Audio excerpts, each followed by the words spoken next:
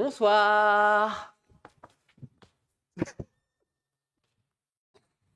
Vous avez vu, mon entraînement se passe bien, hein. Merde. Merci à Ça pue. Ikenard54 pour le Merci. resub. Bonjour, bonsoir. Comment ça va? Ça va bien, pile à l'heure. Ça y est, bah oui. Dab. Bah voilà. Bienvenue en 2016. Dab chronomètre. 2016? Non. Aussi, hein. Merci à Minplan pour ton abonnement. Merci à El Yang pour ton abonnement. Merci à toutes et à tous qui participent à ce train live. Merci Merci beaucoup. Effectivement, on a passé les 60 000 followers sur Twitch. Waouh, dis donc. Merci à Théodis pour ton resub. Oui, c'est un resub. Tout va bien. 60 000, putain. Vous savez, quand on a commencé, on s'était dit, le jour où on fera 200 viewers de moyenne, d'ici 2 ans, ça sera incroyable. Non, on s'était dit d'ici 1 an, 200 viewers. Un an, on avait dit? On s'était donné 1 an pour 200 viewers. Alors, Merci premier à vous. stream, on a fait 250 viewers. Merci beaucoup. On remercie à celles et ceux qui étaient déjà là et qui sont encore là. Sacrée endurance, dis donc. Merci à Judav12 Pour les ton 5 subs offerts. abonnement. Merci à Ronflex. Et merci à deux autres qui... hein, Merci à tous. Vous lisez jamais les messages sur Instagram? ça dépend. Comment ça? Arthur fait des pauses caca d'1h30 pour lire tous les messages Instagram. Vas-y, reprends. Merci à Fork Atomic, merci à Traxi 3. Mais, Je m'arrête avant. ouais, ça dépend. Ces derniers temps, j'ai été un peu moins actif quand même. On regarde presque tous les messages. Presque tous. Merci à Traix pour les 10 subs Alors offerts. après, si vous envoyez juste des réels, des photos, des trucs comme ça, sans aucun commentaire, là, on répond pas à ça. Pour qu'on interagisse, il faut qu'il y ait une interaction. Si vous nous envoyez un réel, Oui, voilà. Si vous envoyez un vocal, c'est peu probable qu'on l'écoute aussi. ah, moi j'écoute. Ah ouais? Eh Bah ben, oui, parce écoute. que en fait, quand c'est un vocal, Oui, toi, plus t'as pas facile. besoin de le lire. Et en plus, je peux répondre par un truc en vidéo ou en vocal, donc ça passe. Si, c'est facile de toute façon. Si c'est Arthur qui répond, comme 90% des temps, c'est que c'est écrit avec un orthographe parfait, digne de la dictée de Prévost, c'était ça la vieille dictée? Pivot.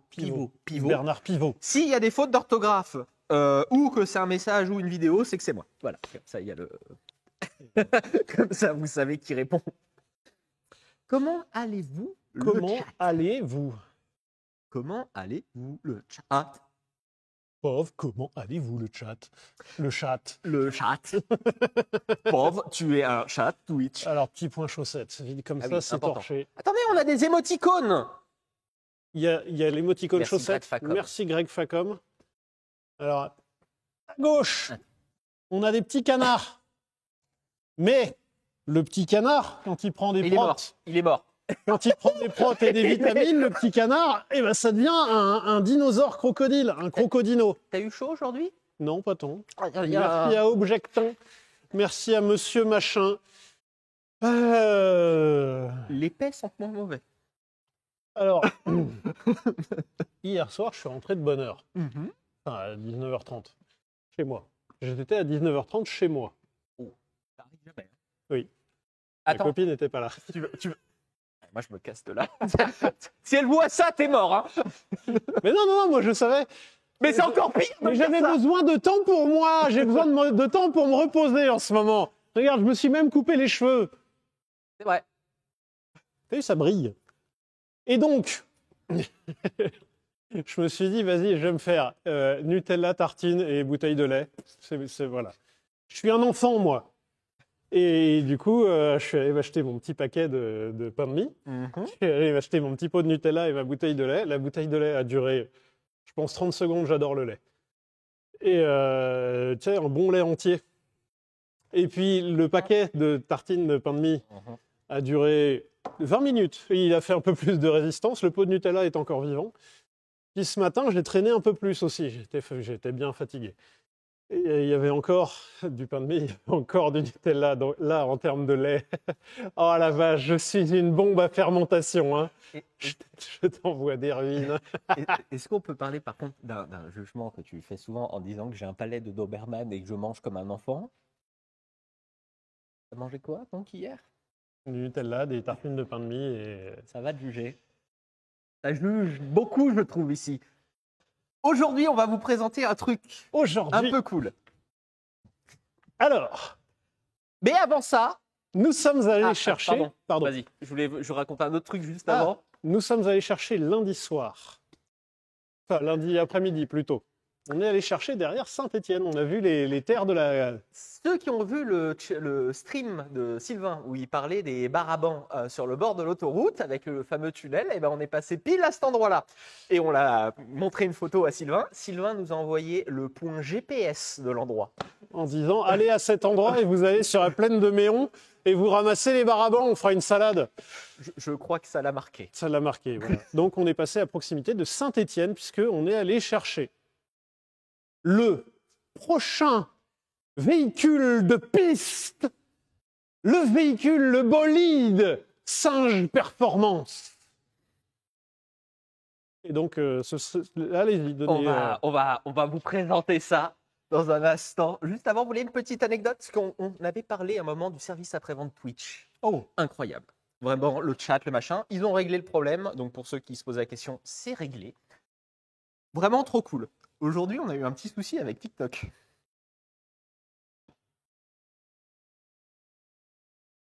Pour ceux qui sont abonnés à notre TikTok, si vous avez vu 3 vidéos passer dans la journée, bah, c'est pas pour rien. Je sais pas pourquoi. Peut-être que quelqu'un s'amuse à nous piquer tout notre contenu et essayer de le monétiser sur TikTok. Oui, Ouais, c'est possible. il y a un compte qui s'appelle La Fabrique Auto 8, c'est pas nous. Nous, c'est La Fabrique Auto. Sur toutes les plateformes, pour l'instant, c'est La Fabrique Auto. Et bah, on a mis 2 vidéos qui se sont fait, pas striker, je sais pas comment ils disent, blacklistés, genre plus dans le machin.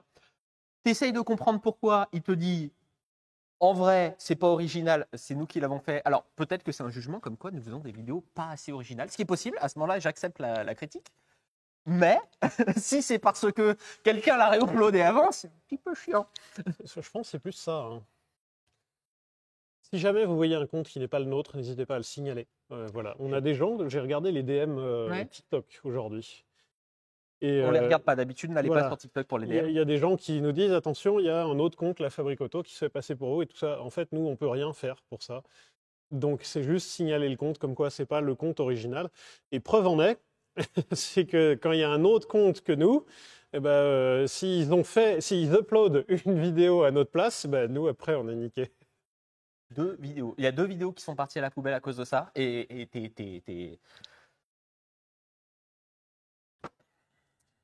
Pour les gens qui viennent d'arriver, en termes de points chaussettes, à gauche, j'ai des petits canards et à droite, j'ai des dinosaures crocodiles. n'hésitez pas à utiliser le nouvel emoticône. On part sur une présentation? Attention, il faut couper le micro. Attendez. Un petit... Dans le chat, prenons la température. c'est Qu'est-ce vrai. que vous pensez qu'il se cache derrière cette housse? C'est donc un véhicule qui aura un usage exclusivement piste. Au moment où on vous parle, il reste 400 balles sur le compte de La Fabrique Auto.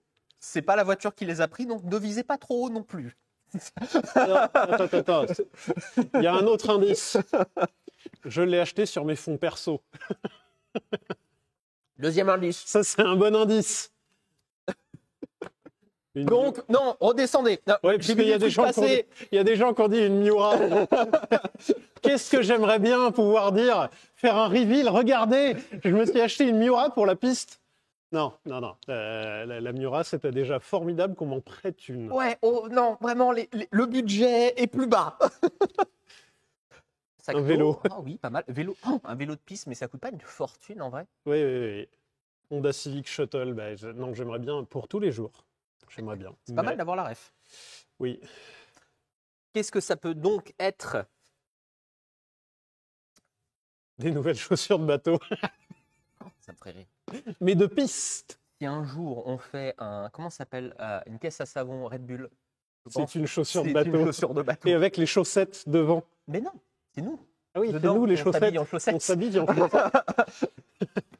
Ça me ferait un peu marrer, ça, en vrai. Ah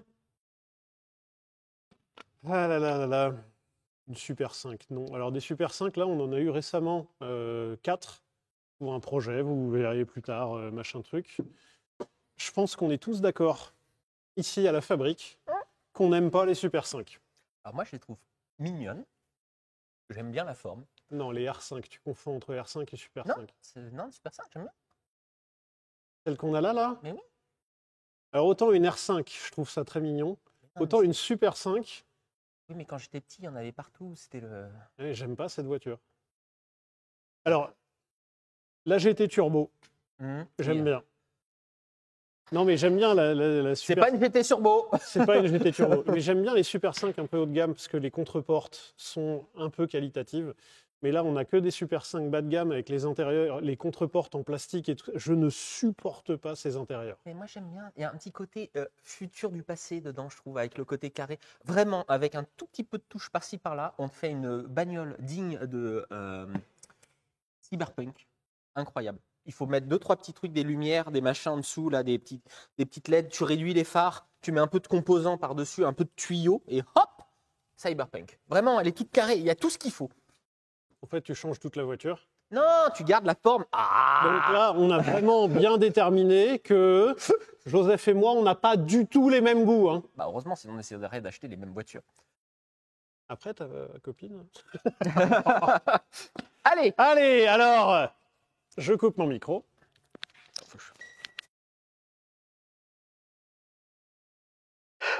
Mesdames et messieurs, devant vos yeux ébahis, nous allons, ou en première, nous allons vous présenter le nouveau bolide de la fabrique auto. Un véhicule d'exception, un véhicule de course. Elle peut les décimer toutes. Est-ce que ça va? Vous êtes prêts? Attention, reveal.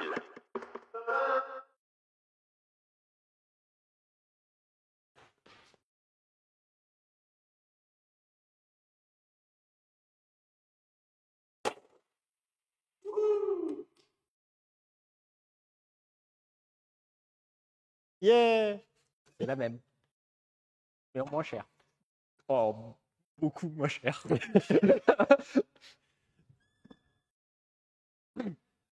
C'était une des voitures de départ de Need for Speed Underground 2. Sachez que j'étais pas d'accord avec cette idée. En vrai, c'est même pas vrai. J'étais plutôt d'accord parce que l'autre, elle était cool. Mais l'autre, elle n'était pas entièrement à nous.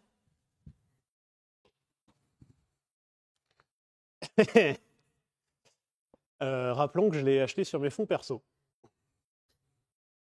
Donc, mes fonds perso étant établis actuellement moins de 1000 euros.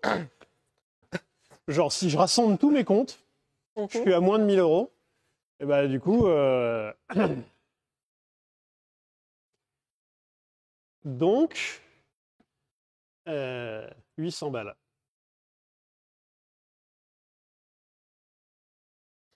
Je vous laisse vous imprégner un peu du. Alors, en vrai de vrai, à ce prix-là, c'est l'affaire du siècle. C'est ce qui m'a convaincu. Non, mais en vrai, attendez, bougez pas. Attends.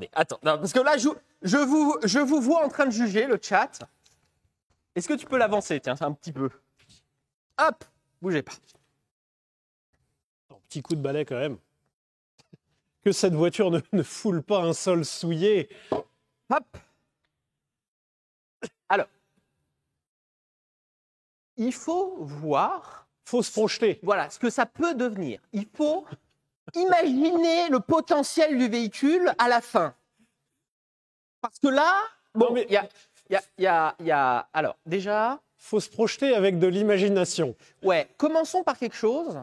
L'ancien propriétaire devait être un petit peu kéké. C'est marrant que tu aies dit un petit peu, parce que moi, je pense gros Jacos. Bon. Ah. Il a repeint le toit en noir. Alors, c'est Il a mis... deux anciens propriétaires. Oui. Là, il y a une espèce de pare-soleil avec un Peugeot Sport qui n'est pas centré sur le pare-soleil. Attendez, Attention. Juste un instant. Hop. Attends. Hop, hop. Voilà. Comme ça, on a la voiture aussi là. Et il y a des stickers des sponsors, mais normalement, le principe d'un sticker de sponsor, c'est que tu es payé pour. Eh bien là, tu payes pour afficher des sponsors. Arthur? Ouais, il manque des écrous. Non. C'était 50 € de plus. Je les ai pas. OK? Ah, mais Joseph 800 €. Je l'ai acheté. Écoute, je l'ai acheté 800 €. Qu'on se mette d'accord sur quelque chose. Quand vous achetez une voiture, d'accord, il y a 2-3 règles absolues. Les règles sont, petit 1, vous ne l'achetez pas sans avoir vu le véhicule. Petit 2, vous ne l'achetez pas la nuit pour pouvoir voir l'état général du véhicule. Petit 3, vous achetez un véhicule où les gens connaissent l'état général mécanique du véhicule. Arthur, ça a répondu à quelle règle? Je l'ai acheté 800 €. Alors, en Et vrai, ce qui est marrant, c'est que le premier truc, quand on faisait des cours sur de l'achat-vente, le tout premier truc qu'on disait, on disait faites attention à ne pas acheter un prix. alors ça dépend le prix, a priori. Nouvelle règle pour le cours de Nouvelle CMVA. règle. En dessous de 1000 balles, tu as le droit d'acheter un prix. T'as un Moulinex dedans. Bien ça. Ouais, c'est chouette. Attends, je me permets de... Alors, est-ce qu'on remet un peu de contexte? Attends, juste avant de mettre du contexte, qu'on se mette d'accord quand même sur de... 800 €, Joseph enfin Alignement des jours parfait. Hein? Oh, ah, disparu le doigt. Les phares, par contre... Tu as attends. des tout petits doigts, Joseph. Attends, Depuis attends. le début, je te le dis que tu as des petits doigts. Attends, c'est des phares LED, ça. La Alors, soucoupe. Attends, c'est des phares LED, ça. non, c'est pas des phares LED, mais je crois que c'est des imitations LED. Ah, À vendre, phare de merde. À vendre. Oh bah ouais, non, ça c'est je le fous à la poubelle ça. Oui, non, ça tu vends pas, ça c'est... Il y a il y a une sorte de patator, mais pas aligné avec le pare-choc. Par ailleurs, les plus détailleux connaisseurs de ce véhicule ou de ce type de véhicule diront que c'est pas un pare-choc d'origine, puisque quand même, attention, oui c'est une S16, oui. Oui, c'est le modèle le plus haut de gamme. Vous voulez une vraie vanne sur ça? On a acheté la voiture, on l'a ramenée, donc de loin. On arrive ici, il y a Grégoire, il fait mais t'es sûr que c'est le S16? Et Arthur, il fait attends, j'ai même pas regardé sur la carte grise. J'ai rien, j'ai Il y a eu vraiment à ce moment-là, j'ai eu un petit moment de ah non, Ah ouais, moi j'ai fait ah le non, pire on des s'est pentes. fait avoir là. Alors j'avais regardé le moteur et c'était un moteur de S16. Oui, alors vu l'état général de la voiture et que Oui. l'ancien propriétaire a dit j'ai changé le moteur, Ouais. elle tourne. Et 800 balles. Et tu sais qu'aujourd'hui, avec 800 €, on n'achète pas grand-chose. Hein. Alors en vrai de vrai, 800 balles en Ile-de-France, t'as zéro caisse qui marche, je pense aujourd'hui. Alors, tu as des voitures un peu obscures qui marchent houille. Tu peux éventuellement, avec un peu de bol, en trouver avec le contrôle technique, mais c'est vraiment pas des caisses qui font rêver. Et là, moi, ce que je voulais, c'était une S16 dans sa carte grise. Je rappelle que la Rover, on a acheté une Rover à un moment pour le tournage qui était. Alors, elle a un joint de culasse, elle a le bocal qui déconne, elle est roulante à moitié. À la moitié des cylindres s'allume, il y a une fuite de courant. On l'a acheté 500 balles. Hein. Oui, mais on est des gros pigeons. Donc, vous parliez de pigeons. Joseph Ça, c'est... Imagine, t'es perdu à Verdun. Et bien du coup, là, tu as une carte topographique, tu as une carte de relief. Tu te dis, attends, là, je suis dans le creux du chemin des dames, là. Alors du coup, il faut que je remonte. C'est le seul truc que j'ose. En vrai, ce qui est chiant, c'est que ça va falloir réparer parce que ça va rouiller, quoi. Ouais. Puis surtout, là, tu peux pas réparer facilement parce que là, c'est. Non, mais là, il y a écrit SOS en braille dessus. Hein. Mais comment le. Attends, parce que j'ai fait un peu de carrosserie. J'étais pas le meilleur du monde en carrosserie. Et ben là, non plus. Non, mais là, il a insisté. Parce que pour ressortir, là, si vous voulez, cette partie-là, elle est en positif. C'est-à-dire vraiment, elle ressort de la carrosserie. Oui. Là, tout ça, c'est au-dessus du niveau de la là, carrosserie. Regarde en dessous, là. Non. Si, Non, par rapport à la courbe. Oui, mais regarde par rapport à oui. cette arête-là, là, tu es au-dessus. Non, même pas. Regarde, non, mais vraiment, en plus, c'est ça le pire. C'est que tout n'est pas mal fait. Attends, Pardon. continue de faire le tour. Alors, moi, là, ça, quand on l'a reçu hier, j'étais un peu deg parce qu'au début, j'ai cru que c'était un covering. Je Non, me suis c'est de dit, la on va le peinture. virer facilement. Il va falloir le repeindre. Non, c'est de la peinture. Pardon. Oh merde. Pardon. Oh, j'ai Ouais. rayé. Oh non! Vas-y, t'as rayé ma voiture. Non, ouais, il y a quelques trucs qui me saoulent quand même dans cette voiture. Il y a effectivement ce toit peint dégueulasse. Il y a les vitres teintées. Je ne peux pas blairer les vitres teintées. Alors, les vitres teintées sur piste, en vrai, c'est chiant. Non, mais tout. Ah non. Joseph, on n'est jamais d'accord sur les voitures. Laisse-moi m'exprimer et je te laisserai t'exprimer. Non. Je ne peux pas blairer les vitres teintées, quelles que soient les conditions. Pourquoi? C'est Mais beau. parce que tu vois jamais rien. Non, mais c'est joli. Moi, j'adorais. Avant, on pouvait les teinter un peu devant. Maintenant, on peut plus. Mais j'aimais bien, moi. Et du coup, il fait toujours sombre dans ta bagnole. Tu profites jamais de ton habitacle parce qu'il fait toujours sombre. J'aime bien voir dehors. Pour moi, la voiture, c'est un voyage. Oui, mais ça, c'est parce que tu roulais pas dans Paris. T'inquiète pas que quand t'es parisien, les vitres teintées, elles te vont très très bien. Tu vois moins les bouchons. Tu peux faire des queues de poisson, les gens te reconnaissent moins. Non, mais...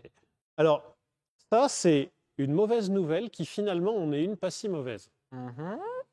Parce que changer le pare-brise, ça veut dire virer ça. Et ça, j'ai pas envie de le retirer parce que ça va être une chienlit à retirer.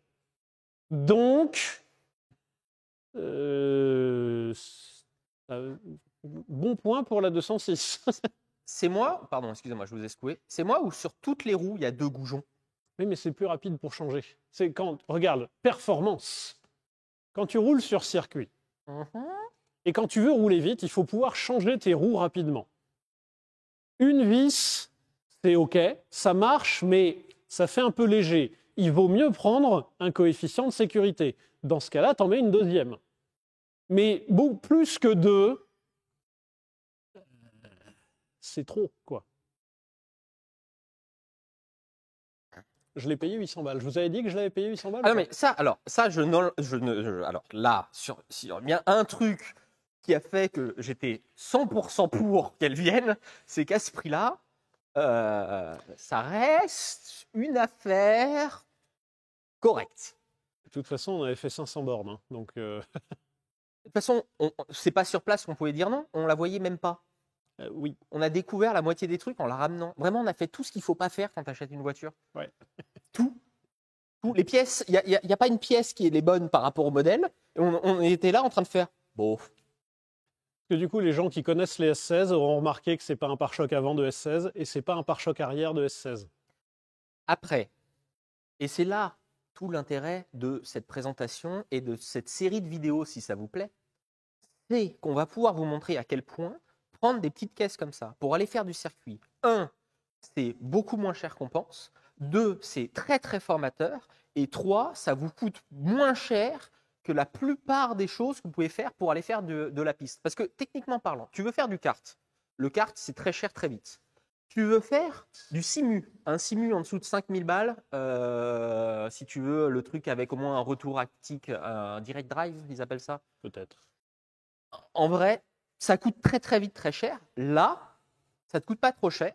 Certes, tu pourrais te dire, ouais, mais si mon daily, par exemple, c'est insérer voiture un peu prestigieuse, genre une Porsche, une Yaris GR, tout ça, très très cool pour aller faire de la piste, mais au moment où tu sors, tandis que celle-là, tu fais un bac avec. Mais c'est pas grave, t'en sors en riant. Oui. C'était ça tout le storytelling. C'est que j'ai eu multiples voitures de piste et notamment, parmi mes voitures de piste, j'ai eu la chance, le privilège d'avoir une Lotus Exige S 220. Elle était incroyable. C'était une voiture de fou furieux. Vraiment, ça marchait super bien. C'est une voiture en plus qui fait plaisir à conduire, qui est hyper agréable à conduire. Tout est au top niveau. Et quand tu vas rouler sur piste, tu te rends compte qu'il y a un truc qui est vraiment pas au top niveau. C'est toi. C'est le conducteur. Et c'est le conducteur de une par rapport à ses talents de conduite, parce que, comme ce qu'on disait avec Sylvain sur pas mal de voitures, c'est que la voiture te donne toutes les cartes. Et si tu n'as pas la carte talent, eh ben, tu t'en rends compte qu'elle manque dans le jeu. Et vraiment, quand je sortais de la voiture, je me disais, bon, bah, faut que je m'améliore. Je sais pas si quand vous jouez aux jeux vidéo, par exemple, Gran Turismo ou Need for Speed, très souvent, vous dites putain, j'arrive pas à le battre, faut augmenter la puissance de la voiture. Sachez que IRL, les gens font pareil. Alors que le problème, la plupart du temps, et encore plus IRL, c'est pas la voiture, c'est le pilote. Alors certes, tu peux monter la puissance autant que tu veux. Dans la ligne droite, tu vas reprendre des secondes. Mais si à chaque virage, tu perds 4 secondes, ça sert à rien. Tandis que là, la voiture, elle n'est pas puissante. Enfin, elle n'est pas puissante. C'est quand même une voiture un peu puissante par rapport à une citadine, machin, mais c'est pas énorme. Tout va se jouer au talent. Et c'est ça qui est amusant. C'est comme au karting.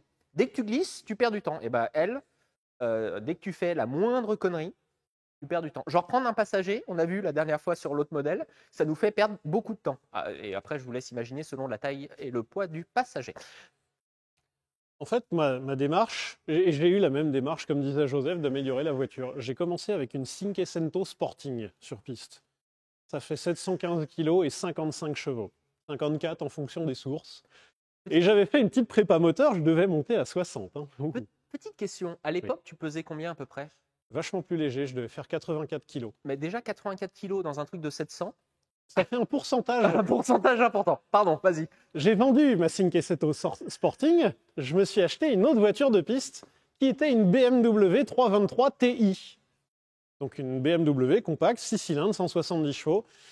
Et j'ai adoré cette voiture. Vraiment géniale voiture sur piste, formidable. Je ne l'avais pas payé très cher, mais j'avais fait pas mal de modifs et je commençais à deviner un tout petit début de truc qui est la peur de la planter. Où tu te dis, il y a quelques virages où je vais prendre une petite réserve. Des fois que je me sorte, on ne sait jamais. Mais voiture formidable. J'ai vendu cette 323 et je me suis acheté l'arme atomique, la Lotus Exige S 220, donc 930 kg, 220 chevaux. C'est un engin nucléaire, enfin ça marche super bien. Tu arrives le matin sur la piste, tu regardes toutes les bagnoles dans le paddock, tu fais OK, je les prends toutes. Alors sur des petits circuits, même de la GT3 RS ou du truc comme ça, c'est prenable. Et c'est ça qui est ouf. C'est que la voiture, elle ne vaut pas le prix d'une GT3 RS, mais ça commence à pouvoir sévèrement souffler dans les bronches de ce genre de voiture. Une Alpine, non.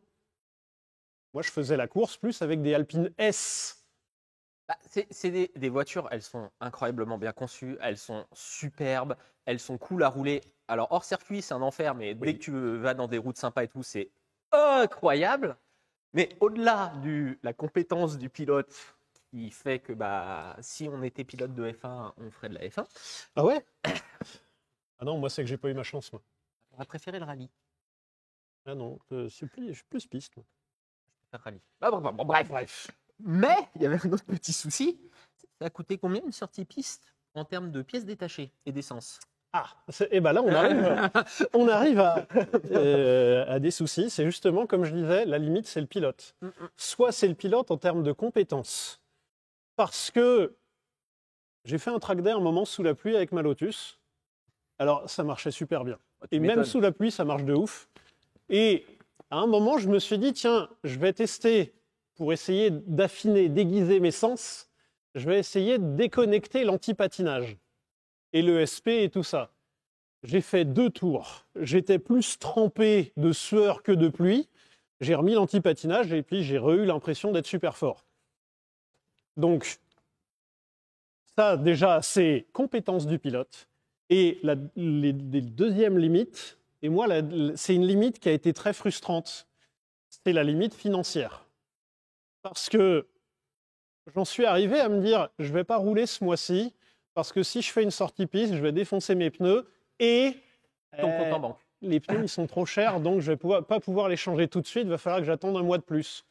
Et puis, du coup, tu te payes tes pneus, du coup, tu ne peux plus payer ta sortie piste. Et tu commences à rouler un peu fort. Tu te dis, les freins, ils commencent à couiner un petit peu, il va falloir que j'échange. Ah ouais, mais attends, si je les... Et là, tu calcules que comme ça. Et ça, c'est une première limite monétaire. Et la deuxième limite monétaire, et celle qui m'a fait rétrograder, c'est quand tu roules. La voiture, je l'avais achetée 36 000 euros. Et quand tu roules, tu te dis, si je me sors, je n'ai pas les moyens de la réparer. Et alors ça, tu as une espèce de mur en face. En fait, il y a un petit pavé qui vient sous la pédale d'accélération Ouais. qui s'appelle la peur financière. C'est J'ai vu dans le exactement chat ça. quelqu'un qui nous disait « Ouais, mais sur Gran Turismo, avec les Scudo, tu bats tout le monde, il n'y a pas de souci. » Oui, sauf que avec une Escudo IRL, imaginons, soyons fous, tu arrives à acheter une Escudo. Oui. Tu peux la sortir sur piste. Tu ne peux pas racler les murs pour tourner plus vite. Bah, ou alors tu le fais, mais dans ce cas-là, il va falloir vivre avec le fait que tu as défoncé un truc historique. Et le circuit, qui est historique, et la bagnole, qui a aussi sa valeur historique. Ouais, sachez que quand vous sortez en circuit, certes, il y a des assurances et tout pour les dégâts que vous allez faire au circuit, mais souvent, la partie voiture, c'est pour vous. Oui. Et la partie dégâts sur un circuit, le mur, le prix, oh, putain, moi, ça me sidère à chaque fois. Ne serait-ce le sac Le sac d'absorbant. le tiens. sac d'absorbant. Un sac d'absorbant, Ça, chez nous, ça coûte combien on le paye, nous, à peu près? celui-là, là, Ouais. celui-là même, s'il y a une fuite, Combien on le paye, ça? 24 euros. Combien ils le revendent? 80 et quelques en fonction des circuits. Alors, tu as des circuits qui sont moins chiens que d'autres. Tu as des circuits qui te le facturent 40 balles. Et en vrai, je trouve pas ça déconnant. Oui, mais en vrai, le truc, c'est vraiment la baffe près. Si tu te sors, c'est pas gratuit. Voilà. Deuxième avantage d'une voiture du genre, c'est quand vous sortez, vu que vous n'allez pas trop vite, ça sort pas trop loin. Enfin, ça sort moins loin. Hein, je me suis sorti une Oui. fois avec l'autre, j'allais moins loin que. En vrai, j'étais content d'avoir celle-là quand je me suis sorti. Traverser le bac. Oui. Alors, si un jour vous passez dans un bac à gravier et que vous voyez que vous pouvez récupérer la situation avant la fin du bac à gravier, il faut garder du gaz pour sortir du bac tout seul. Bon, les conseils. Ah, allez! Tiens, ton conseil. Voilà. Et donc, du coup, ouais, je roulais fièrement avec ma Lotus et j'ai vendu ma Lotus parce que cette frustration est venue trop forte. Et j'ai acheté une autre 206 qu'on a déjà vue dans des lives précédents. Et cette autre 206 qui a maintes fois prouvé que si vous avez de l'argent à investir sur piste, eh ben, investissez-le dans le pilote. Payez-vous des roulages. Parce qu'on a pris une belle leçon d'humilité, Joseph. Bah, c'est surtout, moi je trouve, alors après on fait l'humilité, mais ce qui est cool, c'est que la voiture, vous pouvez l'améliorer autant que vous voulez, vous allez améliorer le score, mais au moins, quand vous allez revendre la voiture, si vous améliorez votre talent, c'est transposable. Ça se recopie d'une voiture à l'autre. On avait fait un L'humilité, roulage ouais. avec Joseph, avec ma BMW 323 Ti. Combien de puissance? 170 chevaux, ça fait 1 tonne 2. Préparé sur les trains roulants. Tous les Pneus trains slick. roulants préparés, pneus slick et tout le bazar. Et on a roulé à un circuit qui s'appelle La Ferté-Gaucher, en région parisienne. Et il y avait une Twingo RS.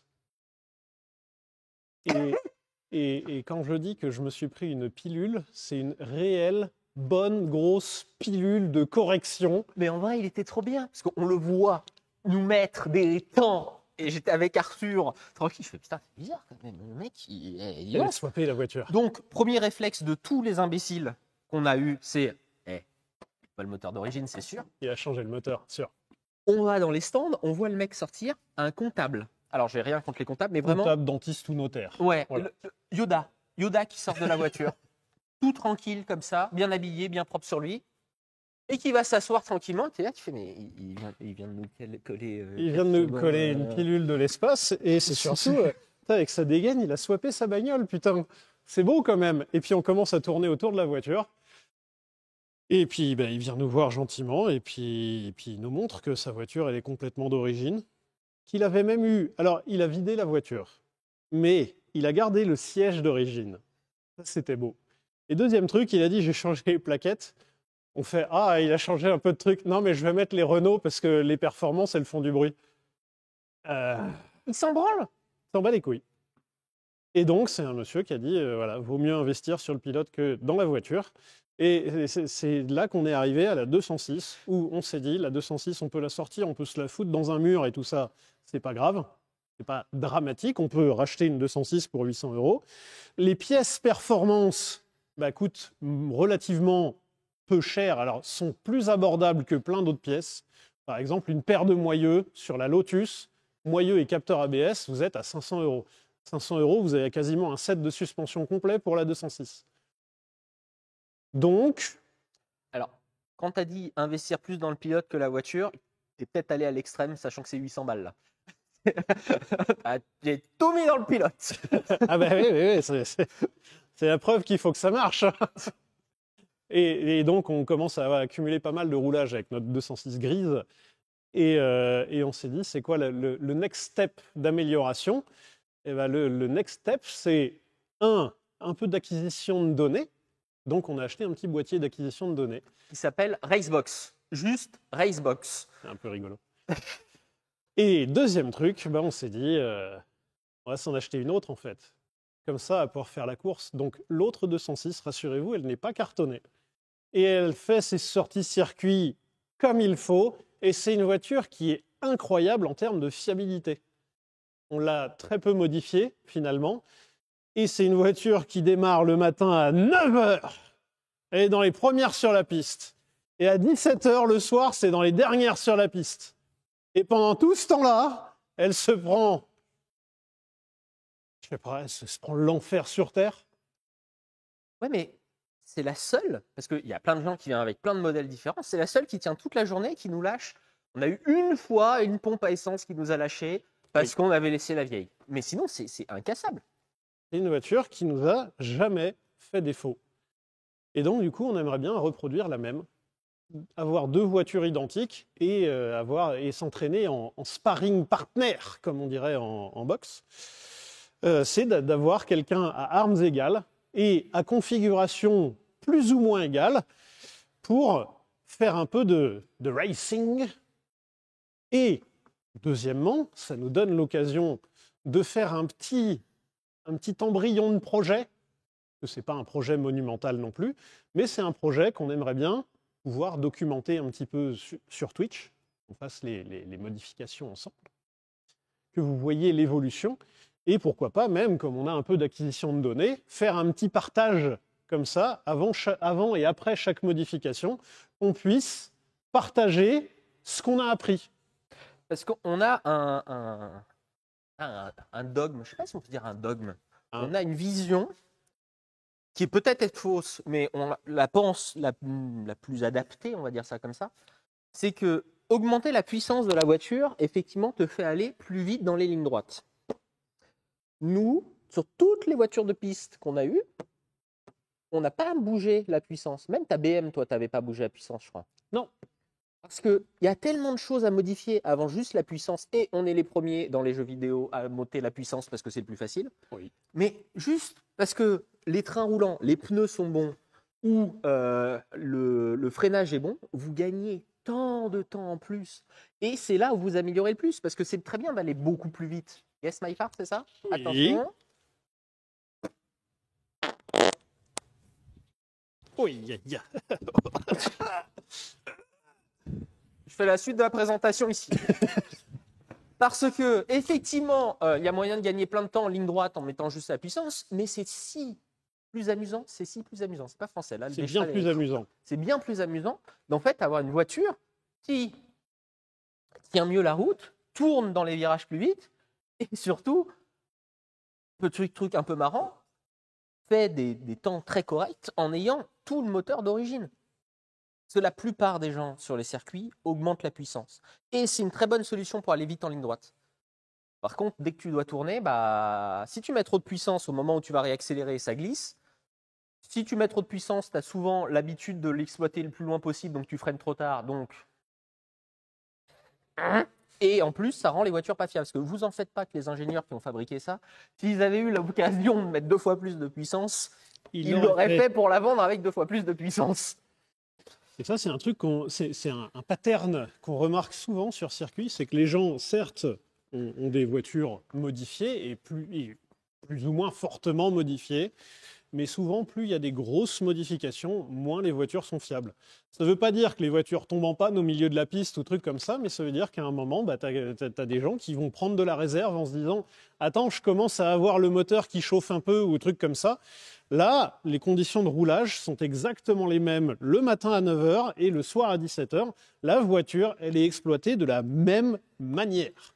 C'est-à-dire qu'il n'y a pas de restriction à avoir. Donc, le critère automobile et soin de l'automobile, entre guillemets, est mis de côté complètement. Et en ayant une base, comment dire, en anglais, c'est brainless. Mais une voiture qui ne nous occupe pas le cerveau, on peut se concentrer sur autre chose. Et donc là, en l'occurrence, c'est l'apprentissage de notre pilotage. Et Dieu sait qu'il y a du boulot. Si on était pilote, on ferait pas ça. Hein. Bah ouais, si on était pilote, on ferait pas ça. Enfin, mais on ferait du contenu Twitch que sur circuit. Ce serait incroyable. Mais l'objectif, c'est un peu de partager déjà quelque chose qu'on aime bien, parce qu'on aime bien faire du circuit. Ouais, c'est aussi débile que ça puisse être. Ben, on aime bien et on veut montrer surtout qu'il n'y a pas besoin d'avoir un Top Gun de l'espace. C'est-à-dire que je me suis senti très complexé la première fois de ma vie que je suis allé sur circuit avec ma 570 Sporting. C'est vrai ? La première fois, j'ai flippé. Bah pourquoi ? J'étais stressé. Le premier roulage sur circuit, j'étais stressé. Juste à côté de moi, il y avait une 9FF. Je ne sais pas si tu vois ce que c'est. Oui. Et c'est un préparateur de Porsche 911. La 9FF qui était à côté de moi faisait 1100 chevaux. C'est-à-dire que ma voiture faisait la puissance de son compresseur de clim. Non, c'est surtout que ta voiture avait le prix de son plein d'essence. Oui, effectivement.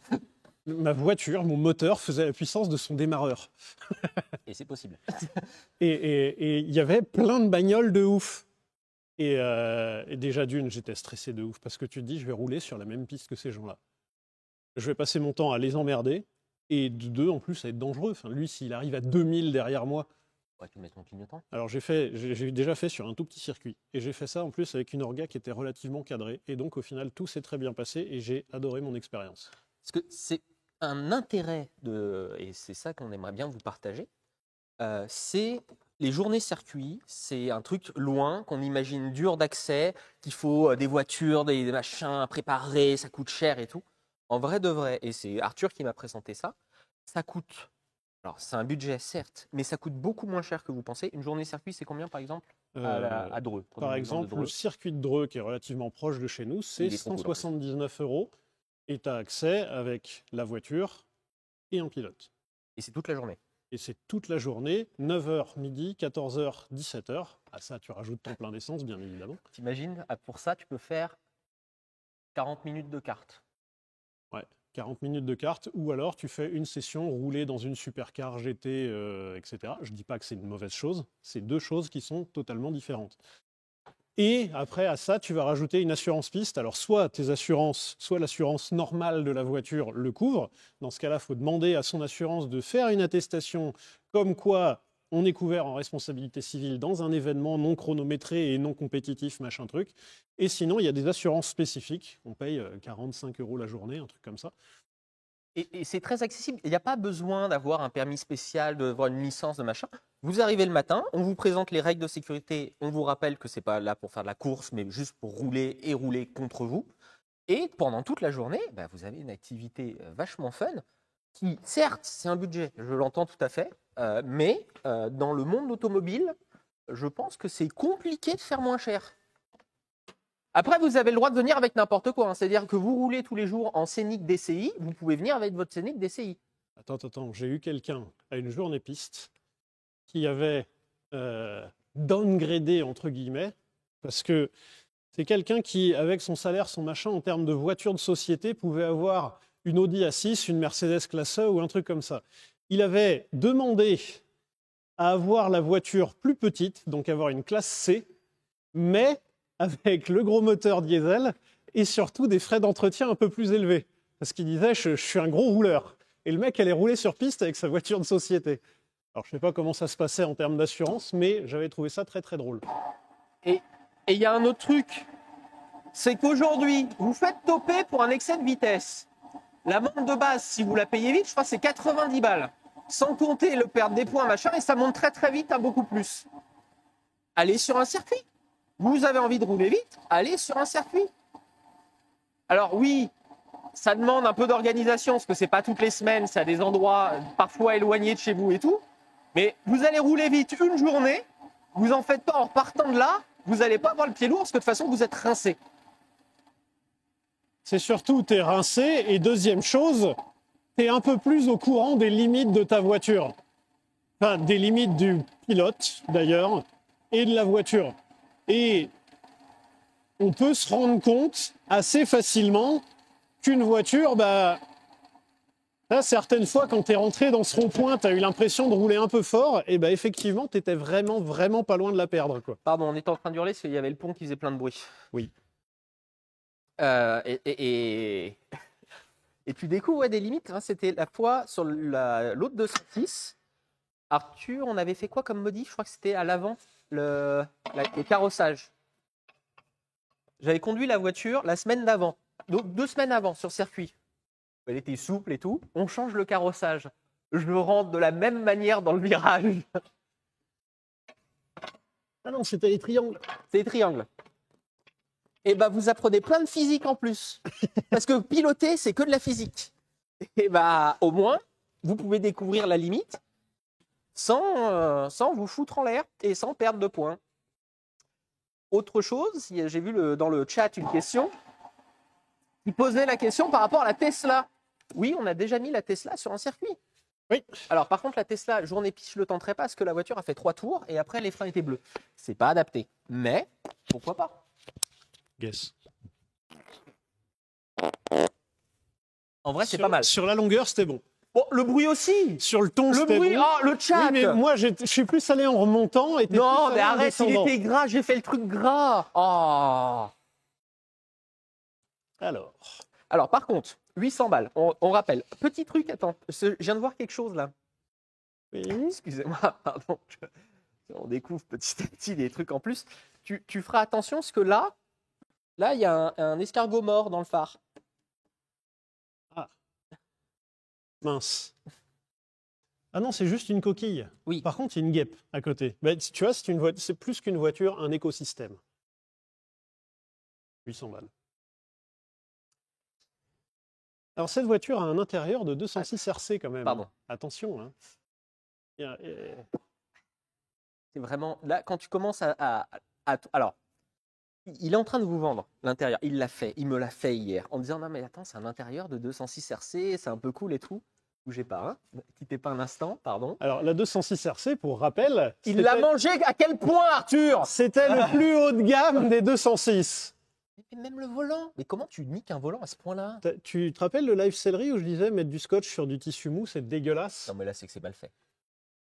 Ouais, je vais te taper dessus. C'est juste un problème de qualité. Par contre, pour défoncer, j'étais en train de chercher un adjectif. Un siège à ce point-là. Non mais attends, et là, on voit là, tu peux me dire? Ouais, on voit que le siège, il a des branchies, ouais. Mais... Ça sent la céleri. Ah, ils sont beaux les sièges, hein. Enfin, il faut voir le potentiel. Oui. C'est comme la voiture. Non, il faut se projeter. Ah bah là, c'est plus une projection. Il y a là, quelques petites questions intéressantes. Il y a des gens qui demandent combien de kilomètres elle a. Et c'est là qu'on va vous surprendre tous. Ouais, je pense que ça surprend réellement, ouais. Attends, je te pose. Hop là, vas-y. Essaye de nous vendre ça. C'est des voitures très solides. Elles tiennent bien le kilométrage quand même. C'est des moteurs qui sont très costauds. La 206 grise, l'autre 206 qu'on a pour le circuit, elle a actuellement 235 000. Je crois de mémoire qu'on l'a eu aux alentours des 220 000. Ça fait 15 000 bornes qu'elle fait du circuit et elle prend la misère. Et ça va bien. Celle-ci, elle a 146 000 km. Je sais que c'est difficile à croire. Personne l'a vu. Tout le monde était au-dessus des 200. Ouais, bah oui. 146 000. Enfin, écrit au compteur. Hein. 146. Après, le moteur a été changé. Mais exactement, c'est là le deuxième point. Le moteur a été changé par l'ancien propriétaire qui nous annonce que le moteur avait 100 000 km.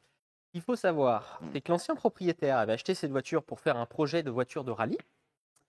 Et il a lâché l'affaire parce qu'il n'arrivait pas à réparer un problème. Ce qui explique les 800 balles. Ce qui explique les 800 balles.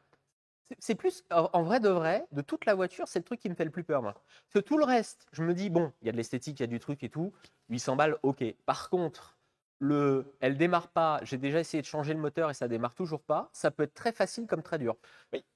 Là, tu es vraiment sur le petit tout double. Parce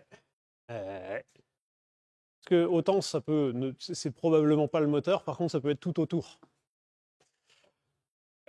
Et parlons du moteur, par ailleurs. Oh là là là là là là. Waouh. Eh, il y a déjà du weight reduction, hein. Normalement il y a un isolant là. Ah, il n'y a rien. Ça c'est déjà du poids. Ah, attends. Oui. Et il y a le logo qui est peint en noir dégueulasse sur le chrome.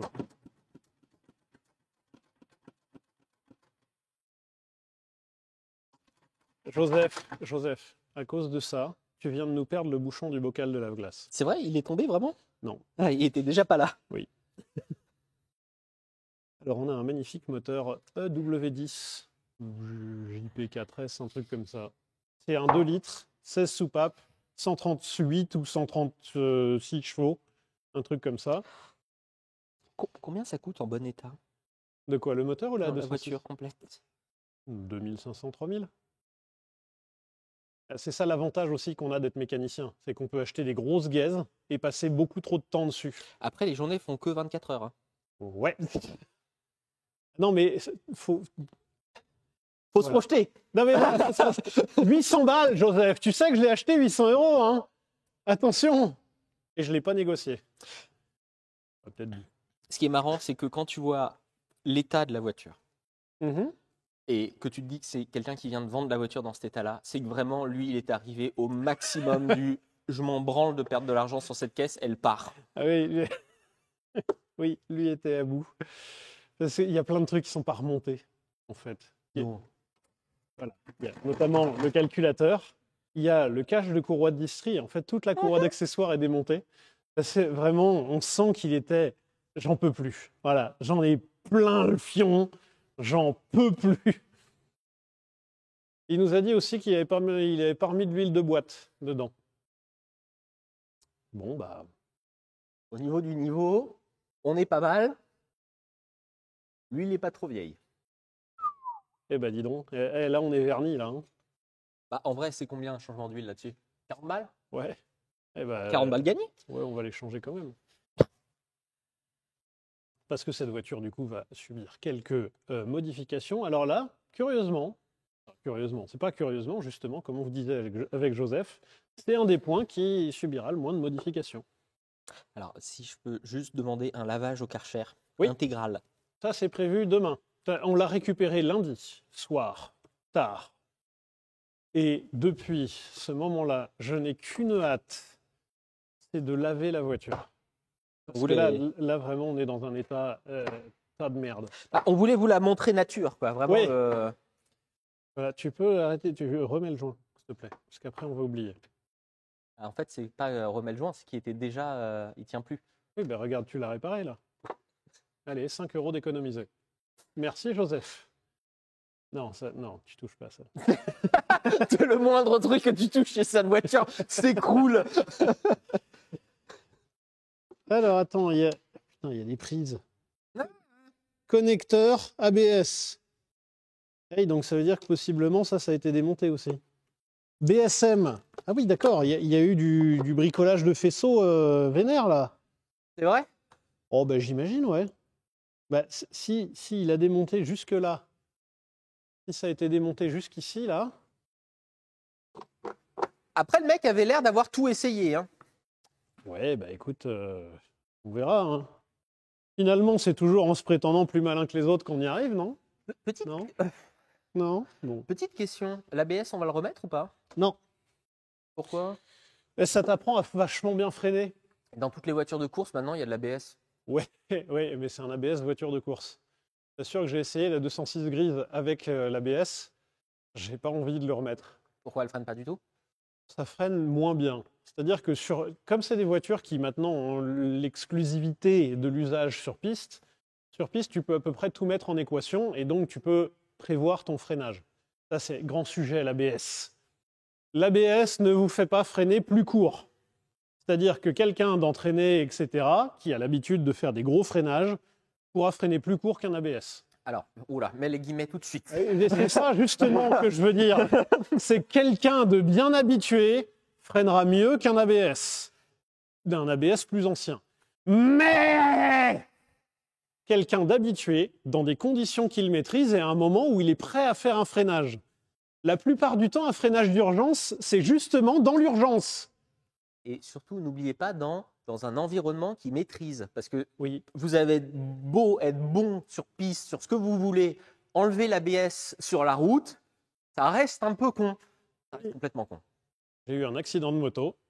J'avais pris des cours de moto, de trucs comme ça et tout ça. Je peux vous garantir que dans le cas de l'accident et juste avant le crash, j'ai probablement freiné n'importe comment.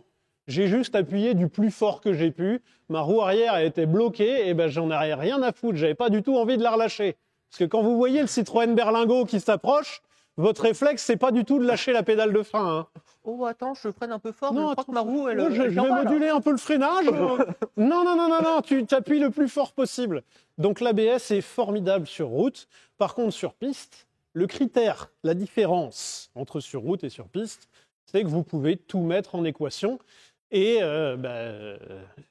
c'est surtout les différences de génération d'ABS. Prenez un ABS de voiture moderne, il n'y a quasiment plus rien à dire. En termes de qualité et de performance, c'est quasiment similaire à un être humain. Prenez un ABS de 206, c'est peut-être un peu perfectible. Surtout, vous prenez une supercar ou une voiture sportive d'aujourd'hui, peut-être qu'à un moment, vous allez freiner mieux, mais de manière répétée et de manière statistique sur tous vos freinages, l'ABS fera mieux que vous. Oui, parce qu'entre 9h et 17h, quand tu as 6 heures de roulage dans les pattes, ouais, le 487e freinage n'est peut-être pas celui optimal, quoi.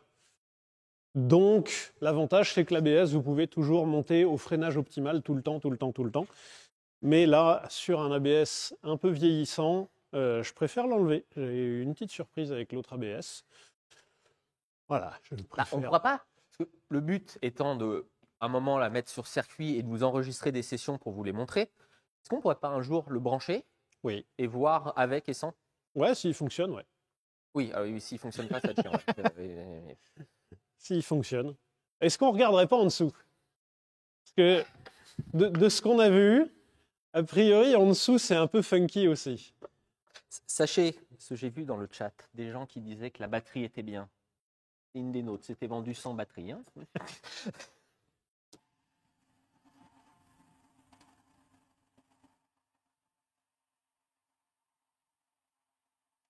Elle est quand même super, non?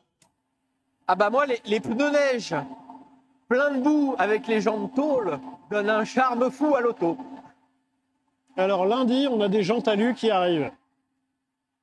Des jantes alu de 406 coupées phase 2.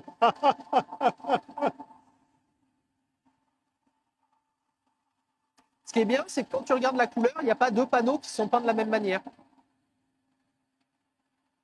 C'est pas grave, hein. C'est même un avantage, ça fait moins peur sur la piste de se prendre un truc, mais... Il y a plein de petits éléments un peu drôles.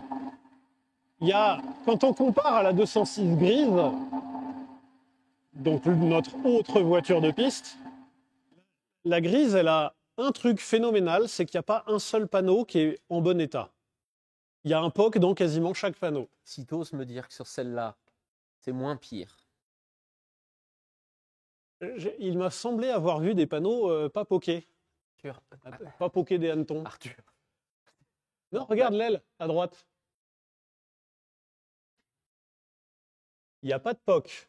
Alors, la peinture, elle est dégueulasse. Comment ça? Là, tu vois pas le POC, là? Non, là, c'est une coulure, ça. Ah oui, donc ça va, oui. Non, j'ai dit la peinture est dégueulasse. J'ai dit il n'y a pas de POC. Il n'y a pas de déformation. La porte, non. Alors, l'aile, non. Le bas de caisse, là. Non. Quoi? Tu veux un POC dans le bas de caisse? C'est rouillé du cul. Oui, mais il n'y a pas de POC. Non, mais non, tu peux pas choisir tes Il n'y a dégâts. pas de POC. À ce moment-là, l'autre, elle est parfaite état, il n'y a pas de coulure dessus. Non, mais je ne regarde que sous le critère du POC.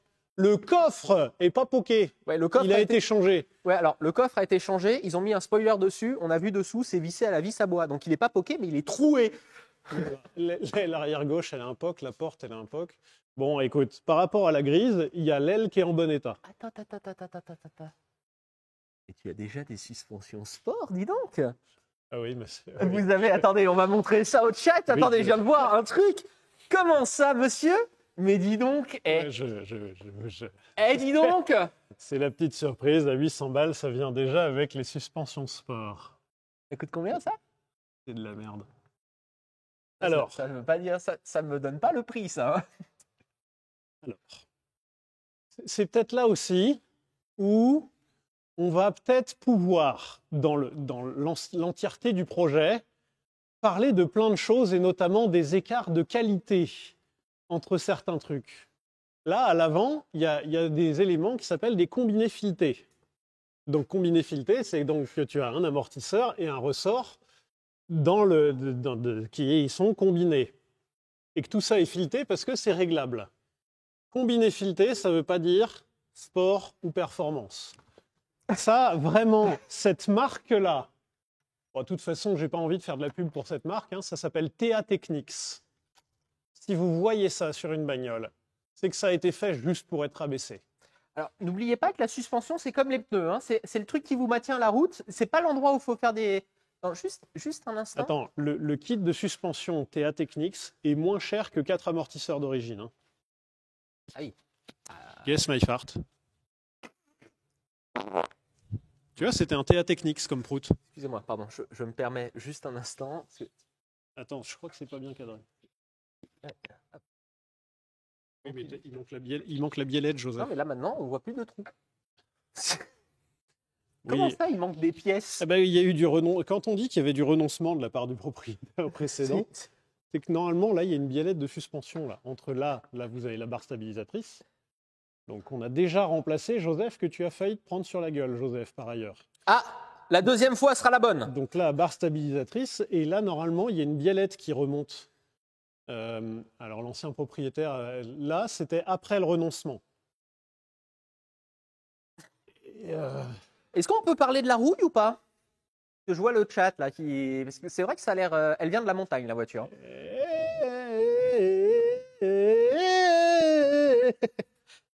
Ouais, elle est un peu rouillée. Alors, c'est que de la rouille de surface, donc ça va. Et en plus de ça, on va repasser sur tout. À quel moment? Et on va surtout repasser. Ouais. À quel moment tu t'achètes ça, même si c'est une pièce pas chère, pour le monter sur un truc qui ressemble à ça? Là, tu as une démonstration. Pareil, ça, c'est de la Duritavia. Et ouais, il y a de la Duritavia. Hein. À quel moment tu montes ta Duritavia quand tes freins ressemblent à ça?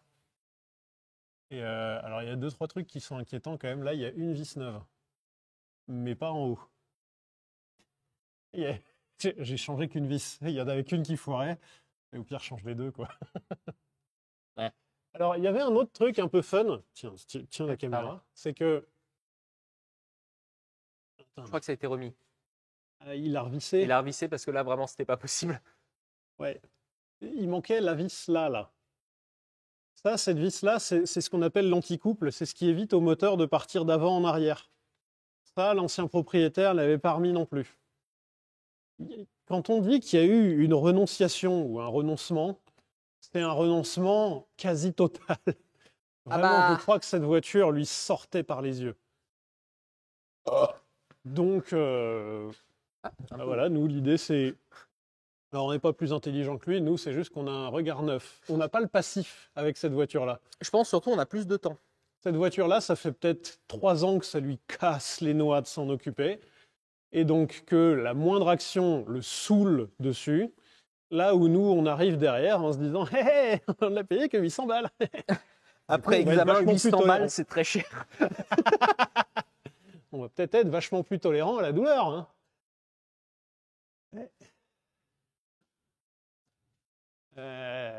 C'est un gros tas de merde, quand même. Mais 800 balles. C'est vrai que c'est bien rouillé. Hein. Là, vraiment, ça, je le remonte pas. Hein. Là, non, mais c'est bien, c'est un peu zébré. Ça fait un peu un motif panthère. Bah, en fait, j'aurais préféré, tu vois, racheter la pièce. C'est la fusée là-dessus.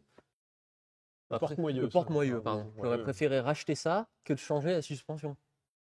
Parce que là, C'est une suspension sport. Hum, hum, hum. Mais c'est en Wi-Fi aussi. Là. angle de suspension de 206 RC. Normalement, il y a un silent block ici. Là, il y a une rotule. Et ça, c'est 206 RC. Et ouais, ma gueule. Elle est encore plus pourrave de dessous que dessus. Alors, il y a aussi 2-3 trucs un peu fun dans l'échappement. Hein, parce que là, on reconnaît un catalyseur et là, il y a un trou de son de lambda. Mais, vous voyez, mon doigt est une sonde lambda. Je me posais la question, dans Fast and Furious, tu vois, la réaction de Vin Diesel quand il voit la Supra arriver. Je pense qu'il a vécu ça. Hein. Eh ben, t'es un peu Vin Diesel. Avec des cheveux et moins de muscles. C'est ça. Un truc en plus, un truc en moins, ça passe. Moi, je suis Brian O'Connor.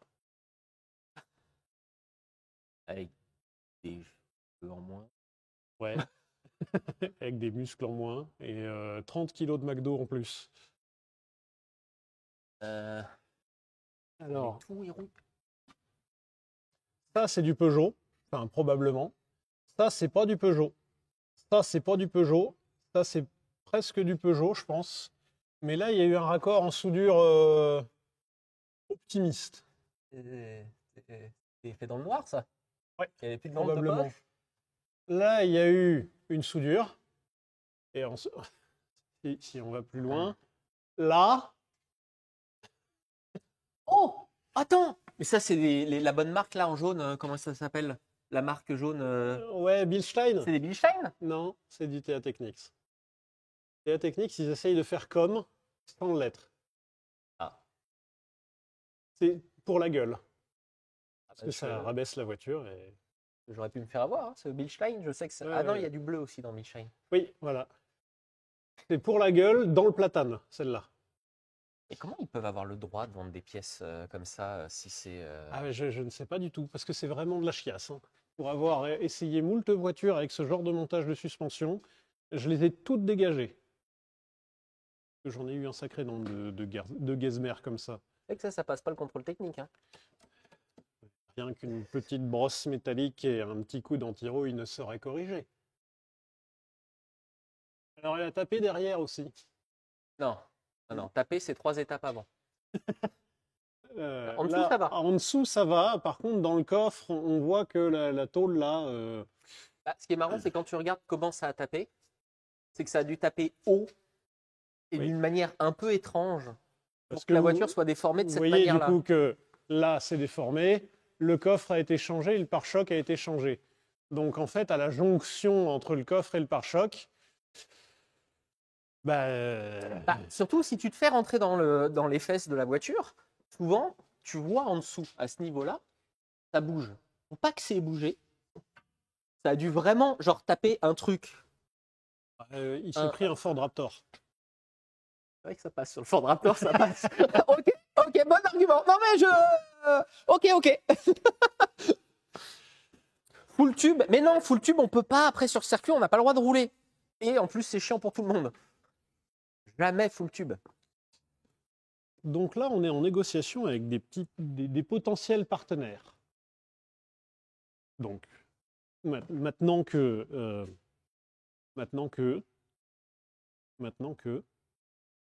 j'arrive à trouver les fonds de mes phrases. Voilà, ça on la voit. Maintenant qu'on a fini un petit peu le tour de la voiture, on peut annoncer quand même qu'on est en discussion, en négociation avec de potentiels partenaires pour qu'on puisse avoir donc des pièces de suspension, des pièces performance pour alimenter cette voiture, pour pouvoir nous accompagner dans la modification de ce véhicule. Et donc, l'idée, comme on disait, c'est qu'on roule un petit peu, on se filme, on enregistre les datas. Je crois qu'on a oublié une petite étape, qui est on arrive à faire démarrer la voiture. Oui. Parce que là, pour le moment, on a un super presse-papier. Mais donc l'idée, c'est voilà, de rouler un petit peu avec la voiture, de collecter de la donnée. Et ensuite, quand on reparle de la voiture, eh bien, on dit ce qu'on a tiré comme expérience, comme conclusion, et les prochaines modifs qui arrivent. C'est vraiment, on est devenu as. As, oui, sauf que As en Formule 1, c'est H-A-2-S. Pas là. Eh ben, nous, il n'y a pas le H. Vraiment, on peut pas essayer de la faire craquer, hein? Bon, bah, si tu veux voir, écoute, En vrai, ça se je t'en tente. prie, hein. Ce qui me fait un peu marrer, c'est que quand on la voit là, en petit sur la vidéo, là dans le petit carré, elle paraît presque bien la voiture.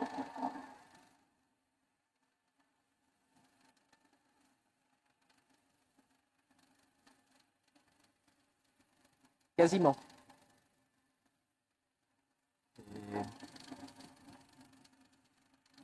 Ouais, de loin en fermant les yeux, ouais. Oui, oui. Ah, il y a une renonciation totale, hein. Attendez, je vais vous montrer en petit. Attends, vas-y, je vais te. Hop, vas-y, prends la cam.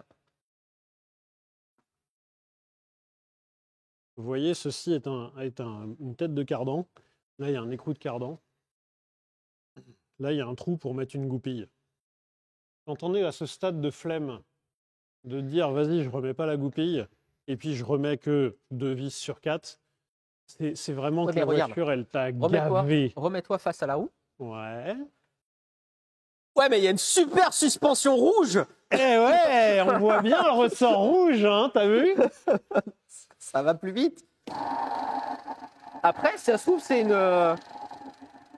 une goupille Wi-Fi comme pour la Barstab.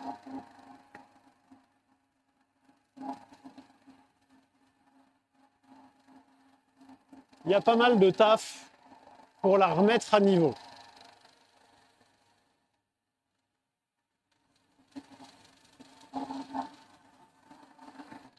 Non, juste avant. Non, juste un instant avant. Mets la cam numéro 3, Arthur. Cam numéro 3. Vas-y, parle avec le chat juste une seconde. Alors les stickers, c'est plus 10 chevaux par sticker. Donc il y en a un devant, ensuite il y en a 4 sur les côtés, 4 sur les côtés et un au-dessus. Donc il y a 10 stickers. Mais il y a Total qui a envoyé un message pour qu'on enlève le sticker de la voiture. Donc non, alors rassurez-vous, première étape, ça va être déjà d'essayer un petit peu de démarrer quand même. Ah. alors, tu avais des pièces offertes, tu m'avais dit. Par contre, je viens de voir la marque. On en parle ou pas? Comment ça? Mais ça, on le remonte pas dedans, hein? Non. C'est quoi ce truc-là? Attendez, voilà. C'est marrant parce que on a parlé. C'est le capteur PMH, ça. C'est quoi la marque? Non, EFI, ça va. Ok. Ça, lui, il marche, on peut le garder. C'est marrant, on a parlé des marques à éviter absolument.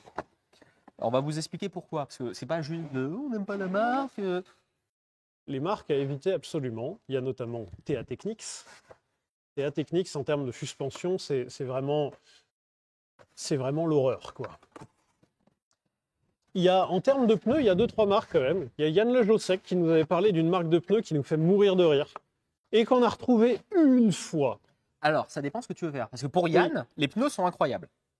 Parce que ça glisse. Il y a donc une marque de pneus qui s'appelle A+. Et vraiment, pour le marché français, A+, c'est très drôle. Parce que je pense qu'ils veulent dire c'est la meilleure note. Le A avec la mention plus. Si c'est marqué sur le produit, c'est que c'est pas dedans. Ouais, et ben là, c'est vraiment, tu commences à prendre ton virage et il y a le pneu A+. Bisous. Et donc, Yann Le Jossec trouve que ces pneus sont formidables parce que ça glisse à mort. Et ça ne s'use pas. Et ça ne s'use pas. Alors que, pour nous, les pneus vraiment A+, comme ça, non. Les suspensions TA Technics et en pièces mécaniques. N'achetez pas ça. C'est parmi les cavaliers de l'apocalypse des marques. Pour vous expliquer, c'est pas gratuit. On dit ça. À un moment, j'ai eu une E39. Une E39 V8. V8. Merde. V8. T'as réussi à me taper avec le carton. Pardon, désolé, je suis en train de faire tomber la pièce. V8. Elle avait besoin d'un peu d'amour. On a acheté dans une marque qui a l'habitude de vous envoyer les pièces que vous ne demandez pas parce qu'ils n'ont plus la bonne marque. Ils ont dit, vous en faites pas, on vous a envoyé un équivalent de la marque.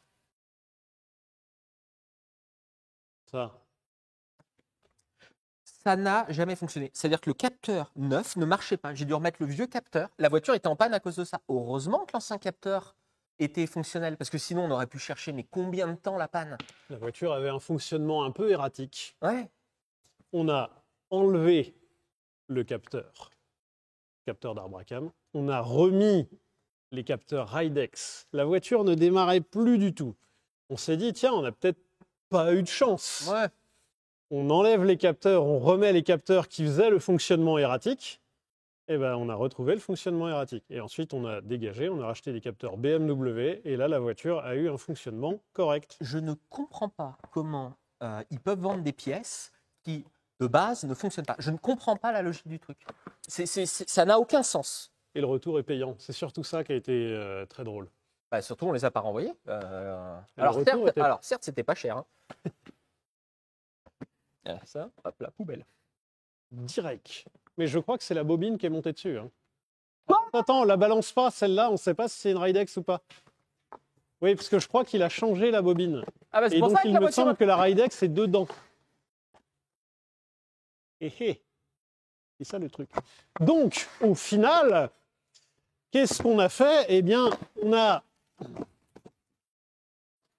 Alors ça, c'est la partie 1.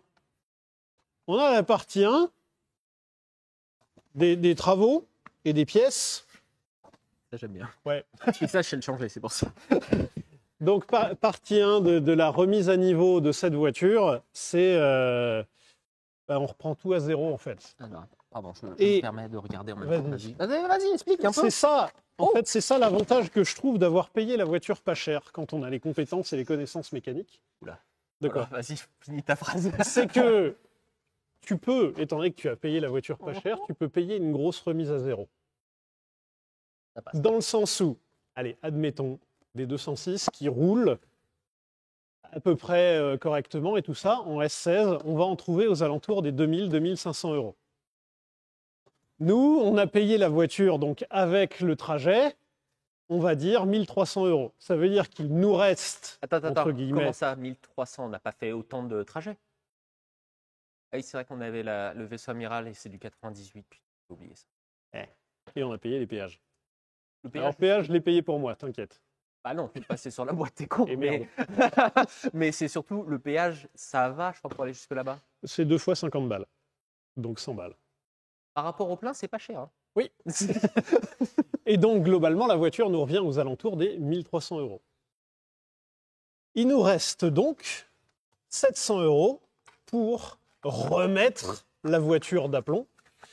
Là, en termes de pièces, il y a 450 euros, je crois. Il y a des capteurs, les sondes lambda, quelques joints à droite à gauche, un kit courroie d'accessoires, tous les filtres, de l'huile, des plaques d'immatriculation, parce que la voiture n'en avait pas, et des essuie-glaces. C'est-à-dire qu'il y a même du rap derrière.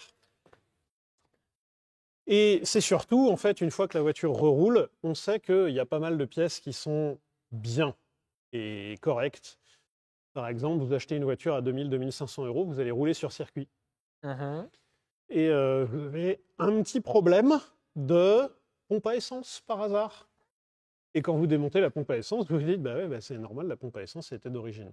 Bah, du coup, c'est de l'argent que tu as redépensé en plus. Pourquoi ne pas chercher dans de l'occasion?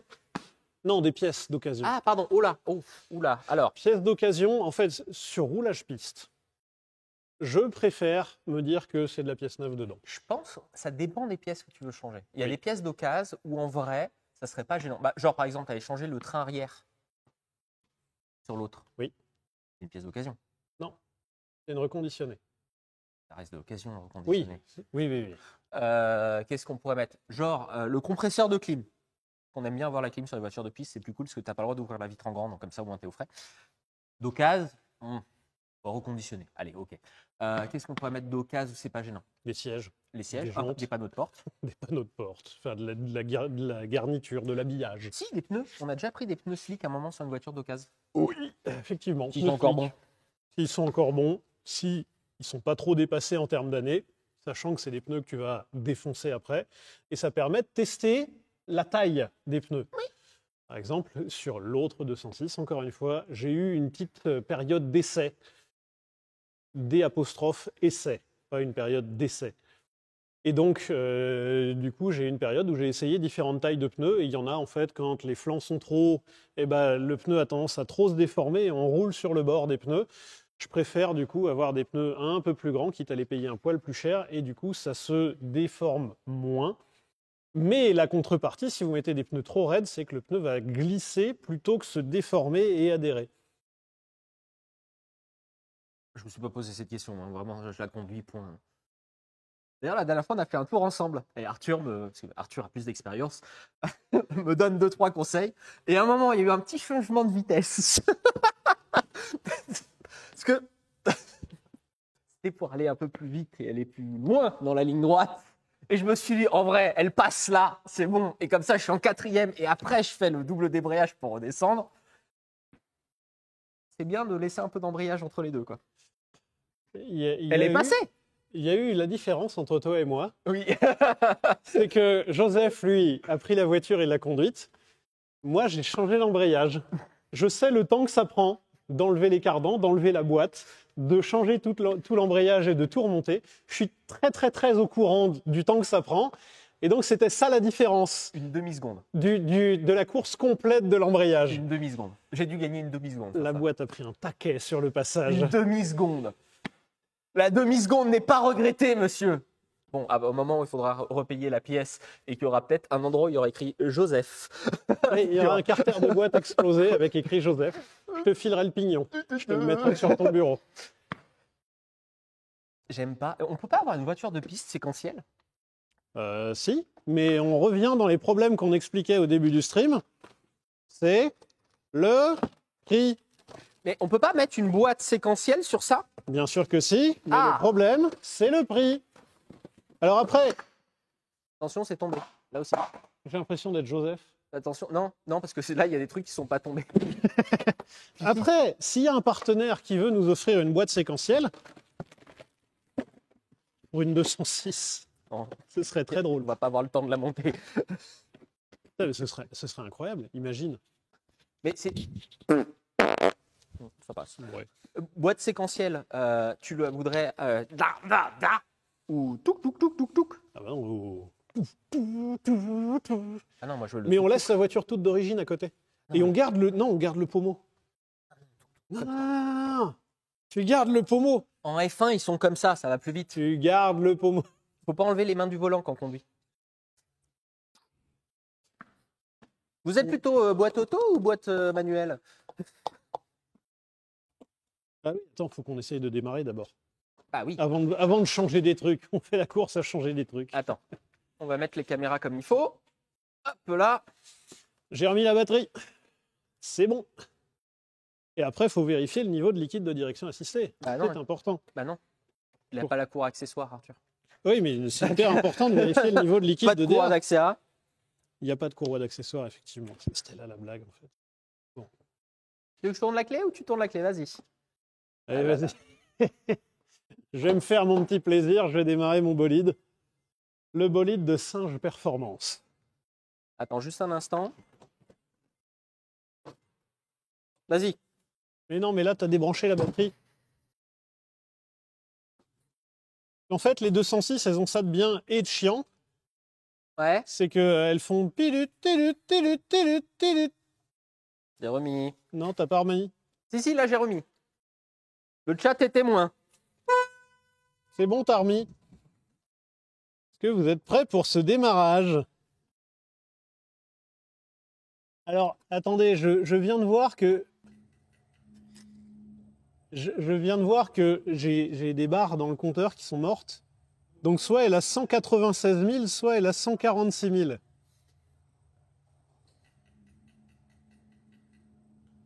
Est-ce que vous êtes prêts? Ouais. Parce que j'y vais, hein. Vous êtes prêts? Parce qu'à tout moment, j'y vais, hein. Il y a un truc qui a tapé là. Oh, c'est pas impossible, ouais. Attends, je fais comme les carbus, je pompe un peu l'accélérateur. Ah bah c'est saisissant, hein. Ah bah. Là, il n'y a plus de batterie. J'ai cherché le booster. Attends, faut vérifier si les warnings fonctionnent. C'est bon, les warnings, ils fonctionnent. Oh! J'ai retrouvé mes pixels morts de compteur. C'était le temps que ça chauffe. Attends, je vais brancher la batterie, mais il faut pas que tu démarres tout de suite, que je rallume le son. D'accord. Euh, Alors par contre, l'inconvénient, c'est que comme j'ai retrouvé mes pixels de compteur, je sais combien de kilomètres est là. C'était plus? Ouais, c'est 196, ouais. Ah! Ce qui explique un peu plus son état. Attends, bouge pas un instant. C'est plus cohérent, ceci dit. Vas-y, quand tu veux.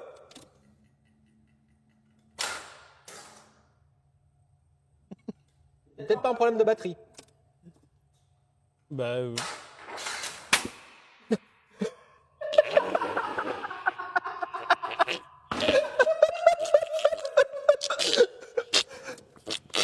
On l'a payé 800 balles. C'était super drôle. Attends, ça s'est débranché.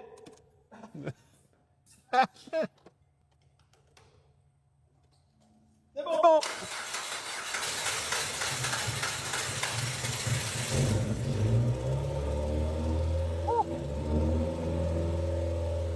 Alors là, je suis gaz en grand, hein. Putain, Alors là, je suis moquette. 2000 tours, 1900 tours, 1800, 1700. Elle ne veut plus. Elle est en train de perdre ses tours. Oh, elle reprend. Non. il y a un claque, hein. T'entends, elle tourne au ralenti.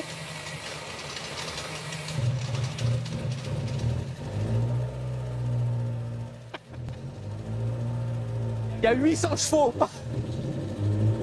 Non mais... C'est moi qui l'ai coupé. Ça c'est les arbres à cam sport. En fait, ça tient pas le ralenti. Et une fois que tu prends les tours... Oula. C'est peut-être un peu cher, 800 balles. Ça sent l'éthanol de ouf. Peut-être très cher, 800 balles. Ouais, mais elle démarre. Ouais, t'as raison, au maximum, elle tourne à quoi? 1000 tours minute? Non, j'ai réussi à faire 2100 tours. Oh là là. Par contre, elle fait des bruits. Alors, elle sent l'éthanol de ouf. Elle nous a fait un magnifique retour dans l'admission. Donc, il y a un monde où, en fait, c'est la distrie qui est mal calée. Alors, ce qui est très drôle, c'est qu'on a une vidéo incroyable d'un petit nuage de poussière qui fait. Oui, mais je l'ai vu depuis là où j'étais. Alors, donc, mon premier call, son de lambda, c'est la première fois qu'on l'entend démarrer.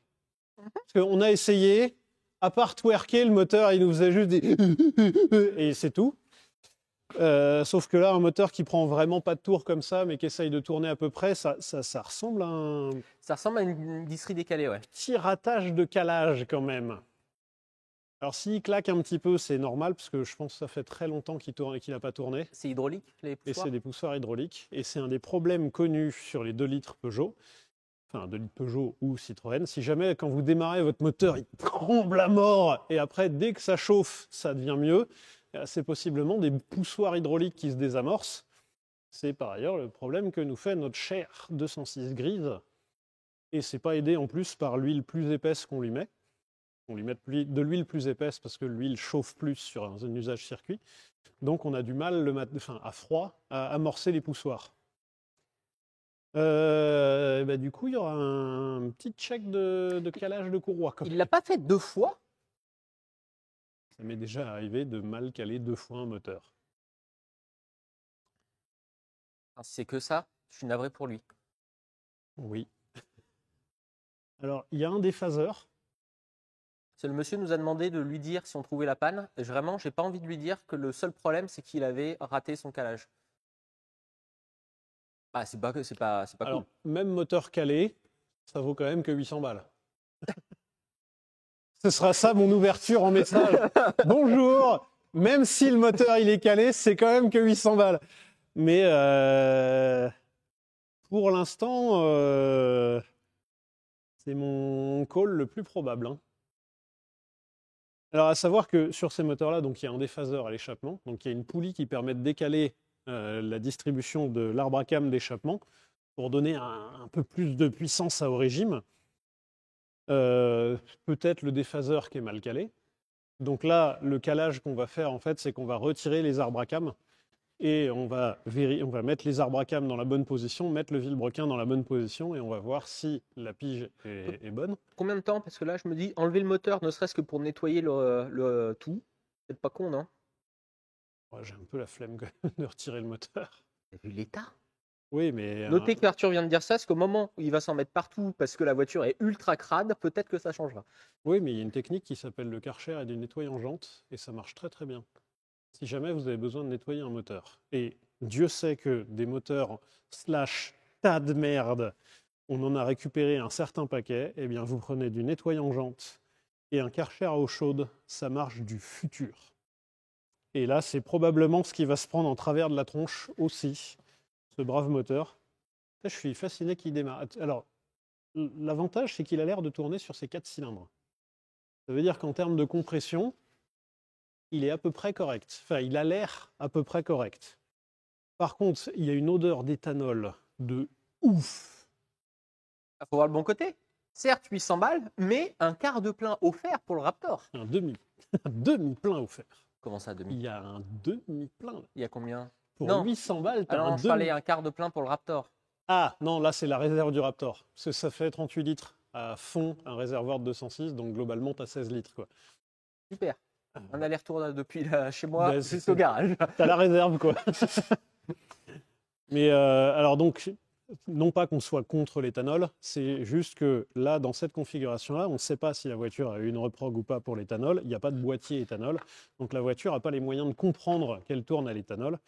Donc pour l'instant, l'idée pour le diagnostic, ça va être de vider le réservoir d'essence, de re-remplir avec du 98. Parce que c'est pas fait pour tourner à l'éthanol de base. Parce que c'est pas fait pour tourner à l'éthanol de base. Ça peut le faire, mais ça demande un petit peu d'adaptation. Alors soit de l'adaptation électronique, soit de l'adaptation mécanique. La plupart du temps, les gens changent les injecteurs, la pompe à essence. Pas pour rien non plus. Tu prends une pompe à essence qui a un plus gros débit et des injecteurs qui ont des plus gros débits aussi. Et ensuite, tu donnes la possibilité à ton calculateur d'aller dans des plages où le fonctionnement à l'éthanol est correct. L'éthanol, c'est 30% moins énergétique que l'essence. Et ben, il faut injecter 30% de plus pour retrouver des rendements similaires. Et si votre voiture, Vas-y. Et si votre voiture, vous lui donnez pas les moyens de dire « t'inquiète pas, c'est normal que tu injectes 30% de plus », votre voiture, elle va vous sortir un voyant moteur. Alors, des fois, même avec le boîtier, ça fait des voyants moteurs, parce que le Raptor, il s'allume de plus en plus et il part plus tout seul maintenant. Pourtant, il y a un boîtier. Petit truc juste, je reviens dessus. Effectivement, ce que je l'ai vu dans le chat passé, passer un coup de Karcher dans son moteur, c'est possible, mais ça demande des précautions. N'ouvrez pas votre capot tout de suite à mettre un coup de Karcher directement, machin. Il y a des zones où tu peux mettre un peu de Karcher, il y a des zones où il ne faut pas mettre de Karcher, ça demande un peu de préparation. C'est pas juste j'ouvre, je prends mon tuyau d'arrosage et parce que là, oui, effectivement, va se passer quelque chose. Il y a des risques qu'il se passe quelque chose.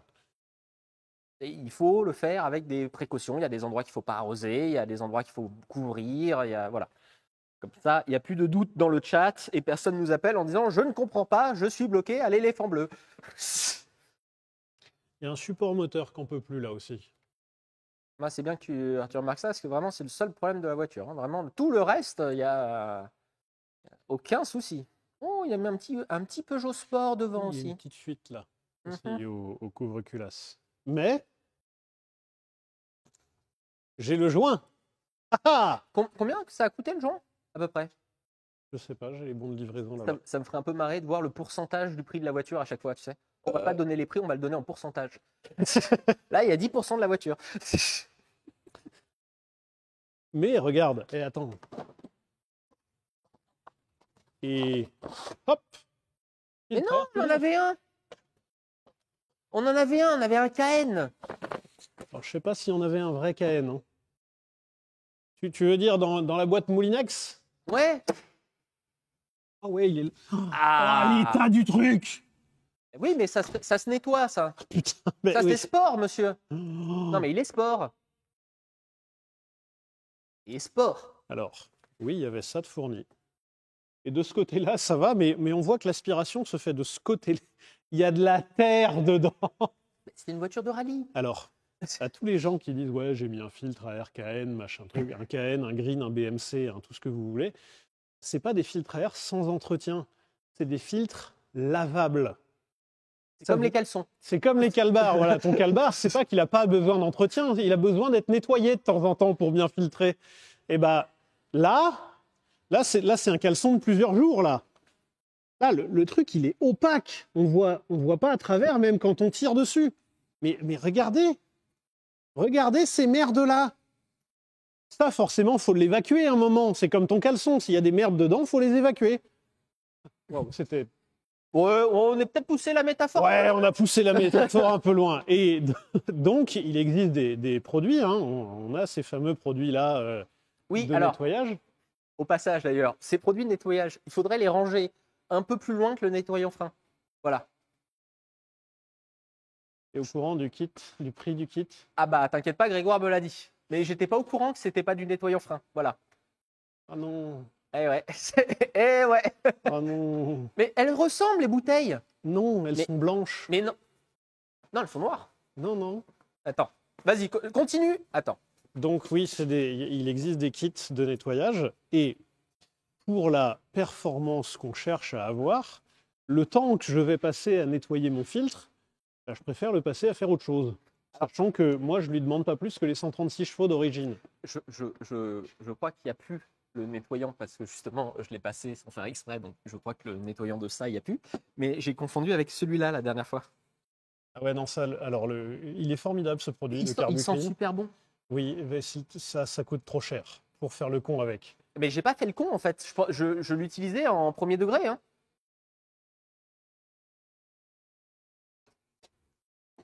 Ça sent comme le nettoyant frein, donc je pouvais pas savoir en même temps.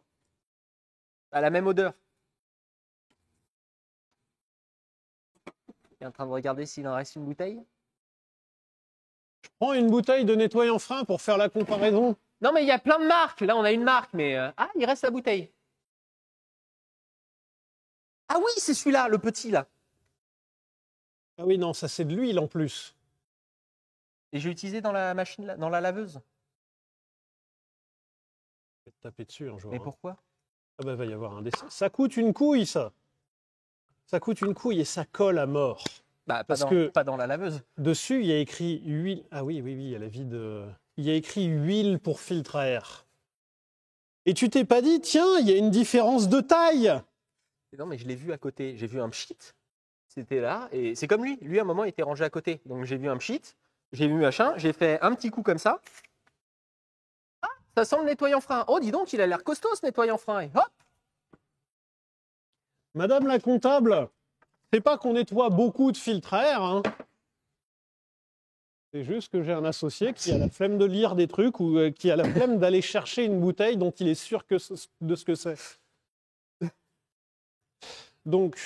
Par contre, alors, plaisanterie mise à part, le truc KN, c'est vachement bien. Hein. De quoi? Bah, le produit, il est vachement bien. L'huile? Bah, je Non, sais pas. C'est une horreur, ça pègue. Mais oui, mais moi, je l'ai mis sur une pièce et après, j'ai passé la pièce à la laveuse. Bah, c'est pas du tout fait pour. T'as mis Et de l'huile. ça a marché. Oui, t'as mis de l'huile. C'est peut-être la laveuse qu'il faut, du coup. Non, parce que ça partait pas avant. C'est le mélange des deux qui a bien fonctionné. Alors ça va à la poubelle, tiens. Ah non, l'huile pour le nettoyer. Ah, j'en ai rien à secouer. Alors, on n'en a plus beaucoup. Mais Oui, et puis pour le faire proprement et correctement, ça va prendre du temps. Par contre, c'est sympa de me prévenir après pour que je puisse en recommander. Comme ça, le jour où on a besoin de nettoyer des filtres, on a les pièces. presque plus. Oui. Presque. Mais j'ai en mémoire une voiture qui est restée là 3 jours parce qu'elle avait des filtres lavables et qu'on attendait les kits pour les nettoyer et qu'on avait quasiment plus d'huile de filtre. Vraiment, de peu. Nous sommes passés à presque. Il y a un synonyme à presque. À proximité. De manière peu éloignée. Attends, je veux voir ce qu'elle a comme filtre à air. Parce que là, actuellement, Non, je m'occupe pas des stocks. Je m'occupe des factures. on s'occupe des factures des stocks. Et il me dit toujours, ouais, Bah, on a trop de stocks. Attends, plaisanterie mise à part. Par contre, celui-là, je l'ai jamais vu passer en facture. Oui, sur Amazon. Ah non, le Carbuclean, non, c'était Motul. Ah, ok. Quand on est... Ah bah oui, il n'y a pas de filtre à air. Comme ça, Bah oui, ça pas étouffe. de problème de filtre. Bah, Arthur, ça étouffe le moteur. Et bien sûr Eh qu'on oui. peut en mettre. Tu perds 2 chevaux là-dedans. Hein. Des problèmes de filtre. Enlève le filtre. Faut pas être con dans la vie. Hein. Mais ça, c'est un complot. Ça, c'est un lobby des filtriers. Alors, attends. On dit ça, mais il y a des voitures anciennes où tu n'as pas de filtre. C'est vrai. C'est quoi la durée de vie d'un moteur de voiture ancienne? Bah, c'est surtout, ça dépend où tu roules, quoi. Des moteurs de voitures anciennes qui font 300 000. Par contre, des moteurs dotés de filtres qui font 300 000, c'est beaucoup plus probable. Je pense vraiment, ça, si tu roules en ville, Toujours des saloperies. Hein. oui, mais c'est moins que si tu vas, genre, je sais pas, au milieu d'une route de terre et que tu roules, là, vraiment, le moteur, il va pas faire long feu, quoi. Ça, je suis tout à fait d'accord avec toi. Mais même si tu roules sur circuit ou trucs comme ça, bah, dans l'air, il y a toujours des trucs. Mmh. Tu as toujours ramassé soit des petits gravillons, soit de la poussière, du truc comme ça. Alors certes, oui, tu le respires une fois, c'est pas très grave. Par contre, la répétition fait que bah, ça va devenir un peu grave, quoi. Au bout d'un moment. Amen donné. Eh ben écoute, hein, chouette hein, en tout cas. Bravo, bel achat, Joseph. Hein. Un beau tas de merde. Tu sais, c'est dans Jurassic Park. Hein Quand il révèle, eh ben, c'est un sacré tas de merde. Ouais, vraiment, c'est... Pour l'instant, on est à ce stade-là, mais tu verras. Demain, on va lui faire un gros nettoyage. Gros nettoyage. T'entends? Il y a les pompiers qui viennent la chercher, là. Elle est en stade terminal. là. Il y a nos amis de la clinique du detailing, nos voisins, qui travaillent très très bien. N'hésitez pas à les contacter. Leur Instagram s'affiche dans la description. Non, pas du tout. C'est pas un lien sponsorisé non plus, c'est juste que c'est des gens qu'on aime bien. Et qui vont nous faire un turbo nettoyage de ouf. Alors, on les aime bien, mais Arthur leur envoie ça comme voiture. Voilà. Et c'est pour ça que je brosse dans le sens du poil. S'il vous plaît, pouvez vous occuper de la voiture. Soyez pas pote avec Arthur, il va vous envoyer des trucs, maman. Alors j'ai un autre copain qui doit faire la sellerie des sièges. Ah ouais, bah dis donc. Et donc du coup, on va faire un bon gros nettoyage quand même pour que ce soit agréable de travailler sur cette voiture. Et puis après, on va faire un petit check mécanique de cette voiture-là. Quelles sont ensuite les différentes étapes? Je m'attendais à un rebond de Joseph. Ah bah là il n'y a plus de rebond parce que c'est pas des étapes, quoi. Comment il s'appelle, Ulysse? C'est l'épopée d'Ulysse pour la toison d'or. L'Iliade et l'Odyssée. Voilà, c'est ça. Là, Les on deux. est sur ça. Là. C'est un Odyssée. Une Une. Odyssée. Parce que Odyssée, je crois que c'était un...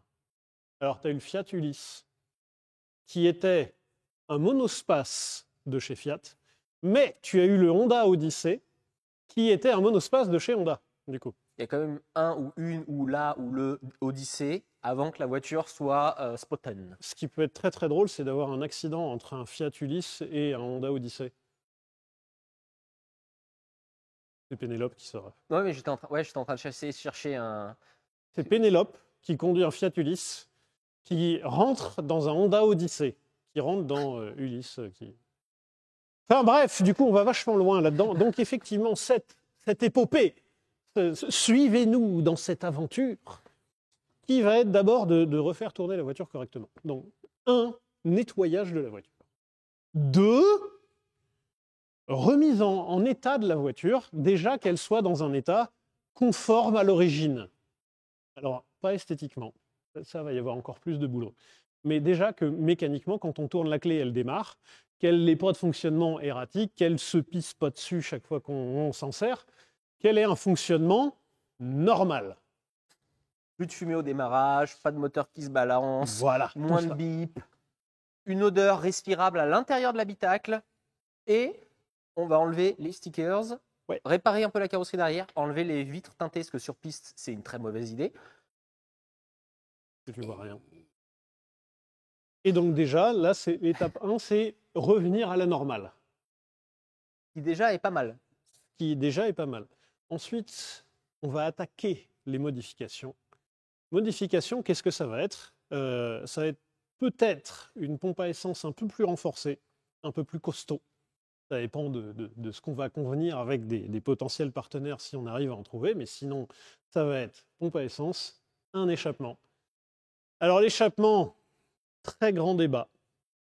Moi, je suis un adorateur des échappements d'origine. Ça me fait mourir de rire sur piste d'avoir une voiture qui ne fait pas un bruit. Moi, c'est pas tant d'origine ou pas. Ce que je veux juste, c'est qu'elle fasse pas trop de bruit. Parce que, se poser la question, être stressé, parce que c'est bien une des règles intransigeantes, où tu ne peux pas corrompre, que tu ne peux pas éviter. Bon, bref, c'est la règle. Si tu dépasses trop de bruit, tu rentres pas. Et quand tu tournes toute la journée, il n'y a rien de plus casse-bonbon qu'une bagnole qui n'arrête pas de te gueuler dans les oreilles. Sauf si c'est un V12 ou un V10. Là, à ce moment-là, on peut peut-être se poser la question. Et encore. Donc, je veux bien qu'on mette un échappement perso, mais pas trop de bruit. Donc, et puis en plus de ça, on sait que le climat automobile aujourd'hui est plutôt frileux. Ne donnons pas des arguments pour se faire battre. C'est-à-dire que si tu as un voisin qui n'aime pas les voitures bruyantes et les pop and bang, Qui n'aime pas les voitures de base. qui n'aime pas les voitures, et qui est déjà un peu tendu à l'idée d'un passionné d'automobile, si toi tu le réveilles à 4 heures du mat par une ligne full tube pop and bang, c'est pas ça qui va lui faire dire « Ah, en fait, la voiture, c'est trop cool !» Non, hein. Je crois que le pop and bang n'a jamais convaincu aucun. Non. Tu vois, à mon ancien logement, j'habitais dans une côte. Donc, il y avait une route qui passait devant chez moi à remonter. Tous les matins à 7h15, il y avait le mécanicien du garage d'en face qui avait une Honda Civic avec un gros échappement libre. J'en suis venu à détester ce mec et à détester sa bagnole. Alors que pour le coup, je peux quand même être décrit comme quelqu'un qui aime bien l'automobile. Bah, surtout, la voiture, elle n'a rien fait pour le coup.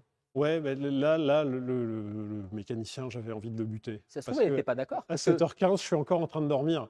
dans son âme la plus profonde, la voiture, elle voulait pas faire autant de bruit. Elle peut-être. voulait pas faire autant de bruit. Et là, on lui a foutu une trompette au niveau de l'oignon. Et, et elle a cassé les noix de tout le monde. Et donc, un petit échappement pour remplacer cet échappement de qualité douteuse, cet échappement de libre interprétation, pour repartir sur une base saine, encore une fois, mais c'est toujours dans le but de repartir sur une base saine mécanique. Et ensuite, les premières modifications, le premier tuning, ça va être la suspension, la liaison au sol. Donc, suspension, qui est comprise entre ressort et amortisseur, donc des ressorts plus courts pour baisser le centre de gravité de la voiture, un amortissement un peu plus dur pour limiter les mouvements de caisse, ou du moins la vitesse des mouvements de caisse, pour éviter que la voiture rebondisse aussi quand on vient la mettre en appui. Va y avoir possiblement des changements de géométrie, parce que les angles qu'ont les roues par rapport au sol, c'est très bien pour la route, mais... Mais Thalès disait que Pythagore avait peut-être raison, pour aller vite dans les virages, il te faut de la... Pardon. Ouais, je me demandais où t'allais. Je me suis dit, c'est peut-être intéressant. Elle va peut-être dire un truc bien. Non. Après, je suis sûr, je suis prêt à parier que Pythagore, il avait une petite caisse comme ça et que lui, pareil, il faisait tous les calculs. Il disait, l'important, c'est d'optimiser, c'est pas d'avoir un gros moteur. Ouais. Mais ça, c'est très Pythagore, ça. Attention. Hein. Ça, c'est Pythagore. Attention, fallait pas.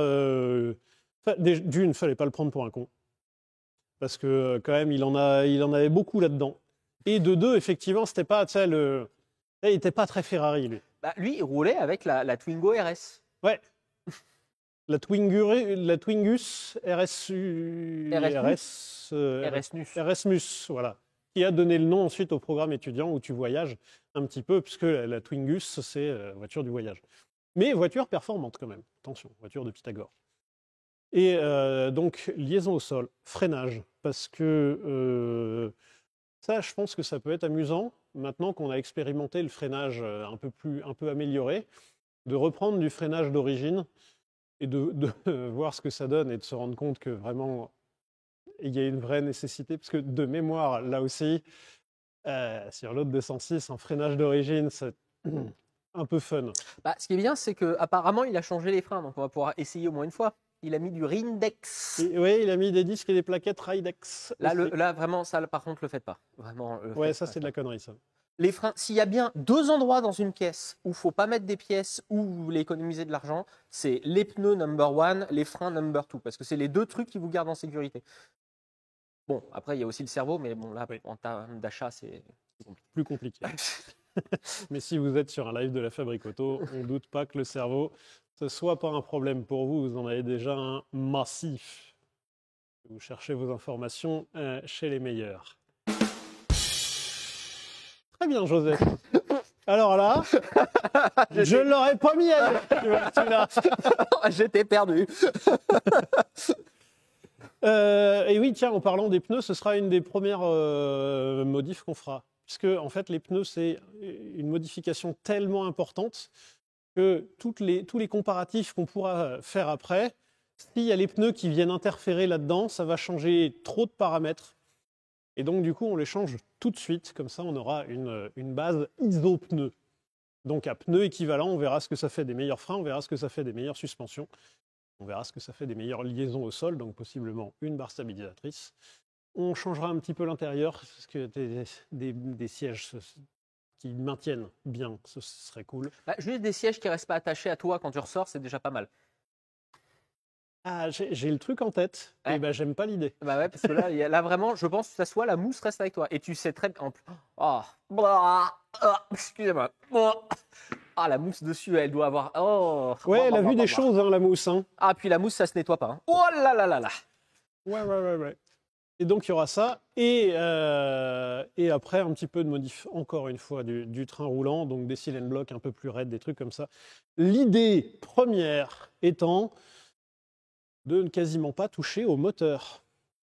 Il y a plein de chaînes YouTube qui te font des prépas moteurs de ouf et tout ça. Et ils le font vachement bien. Et ils le font super bien mieux que nous, et surtout de manière beaucoup plus digeste que nous, parce que nous, si on fait une prépa 3 milliards de chevaux, déjà on ne sait pas faire, et en plus de ça, bah, ça va possiblement nous prendre beaucoup de temps, parce que d'une, on ne sait pas faire, et deux, notre métier de base. Un peu de prépa moteur, ça, on est au courant, on sait faire, mais c'est long en fait. Surtout, c'est pas le même but. Parce que avoir 1000 chevaux, par exemple, sur des courses de drague, donc c'est les courses en ligne droite, très cool et complètement sensé. Moi, que je pense que travailler les trains roulants pour passer les 1000 chevaux, ce serait pas trop non plus. Mais sur un circuit, avoir juste de la puissance, bah, tu t'en bats les. Ça sert à rien. Et donc, comme d'hab, on adapte notre voiture à notre objectif. Et notre objectif étant de rouler vite sur piste, pour l'instant, le moteur, on lui fout la paix. Après, on verra si on a des partenaires qui ont envie de nous faire un petit kiff, de faire de la prépa moteur et tout le bordel. Si on a une base saine, on peut partir là-dedans.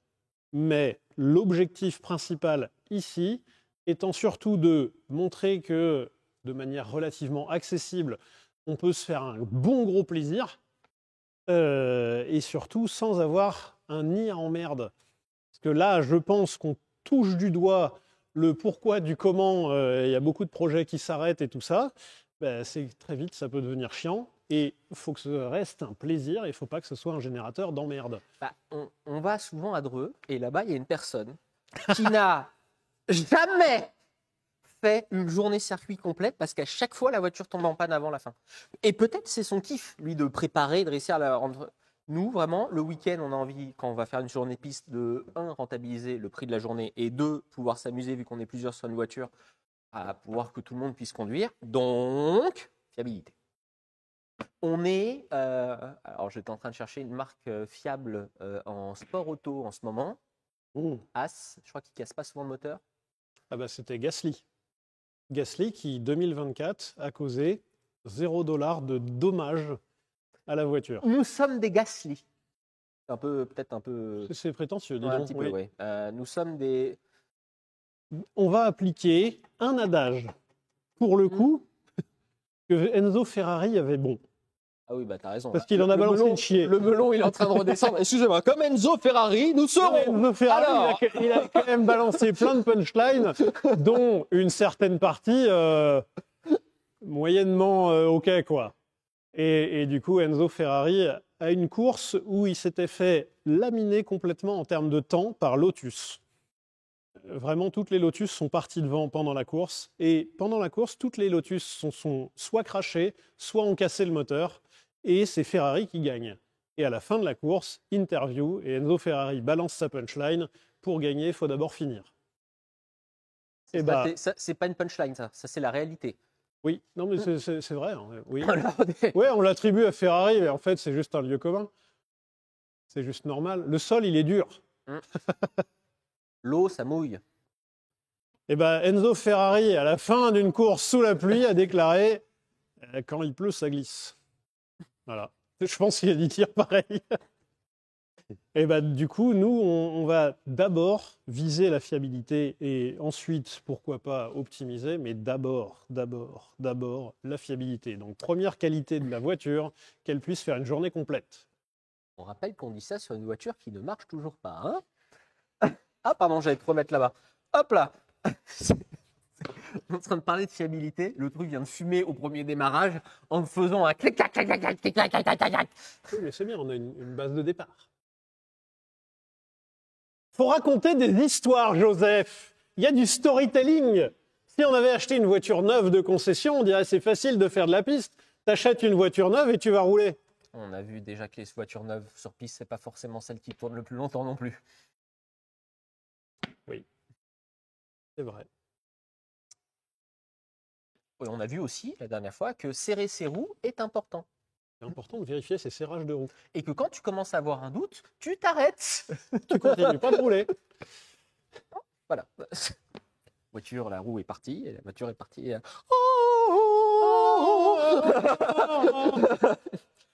Quand est-ce qu'on se retrouve? Vendredi. Vendredi, tout à fait, 19h. Merci à tous de nous avoir suivis. Merci aux subs, merci aux nouveaux followers, merci à juste ceux qui nous regardent comme d'habitude. Merci énormément. Sans vous, on ne pourrait pas continuer à faire ce genre de choses et vous présenter des trucs cool et faire des lives sympas et s'amuser avec vous. J'ai pris beaucoup de plaisir la dernière fois pendant le live où on fabriquait un feu vert en gaming. Beaucoup amusé. Pas là. C'était. C'est ça, c'est les lives où je suis pas là. Ah, arrête de faire ton.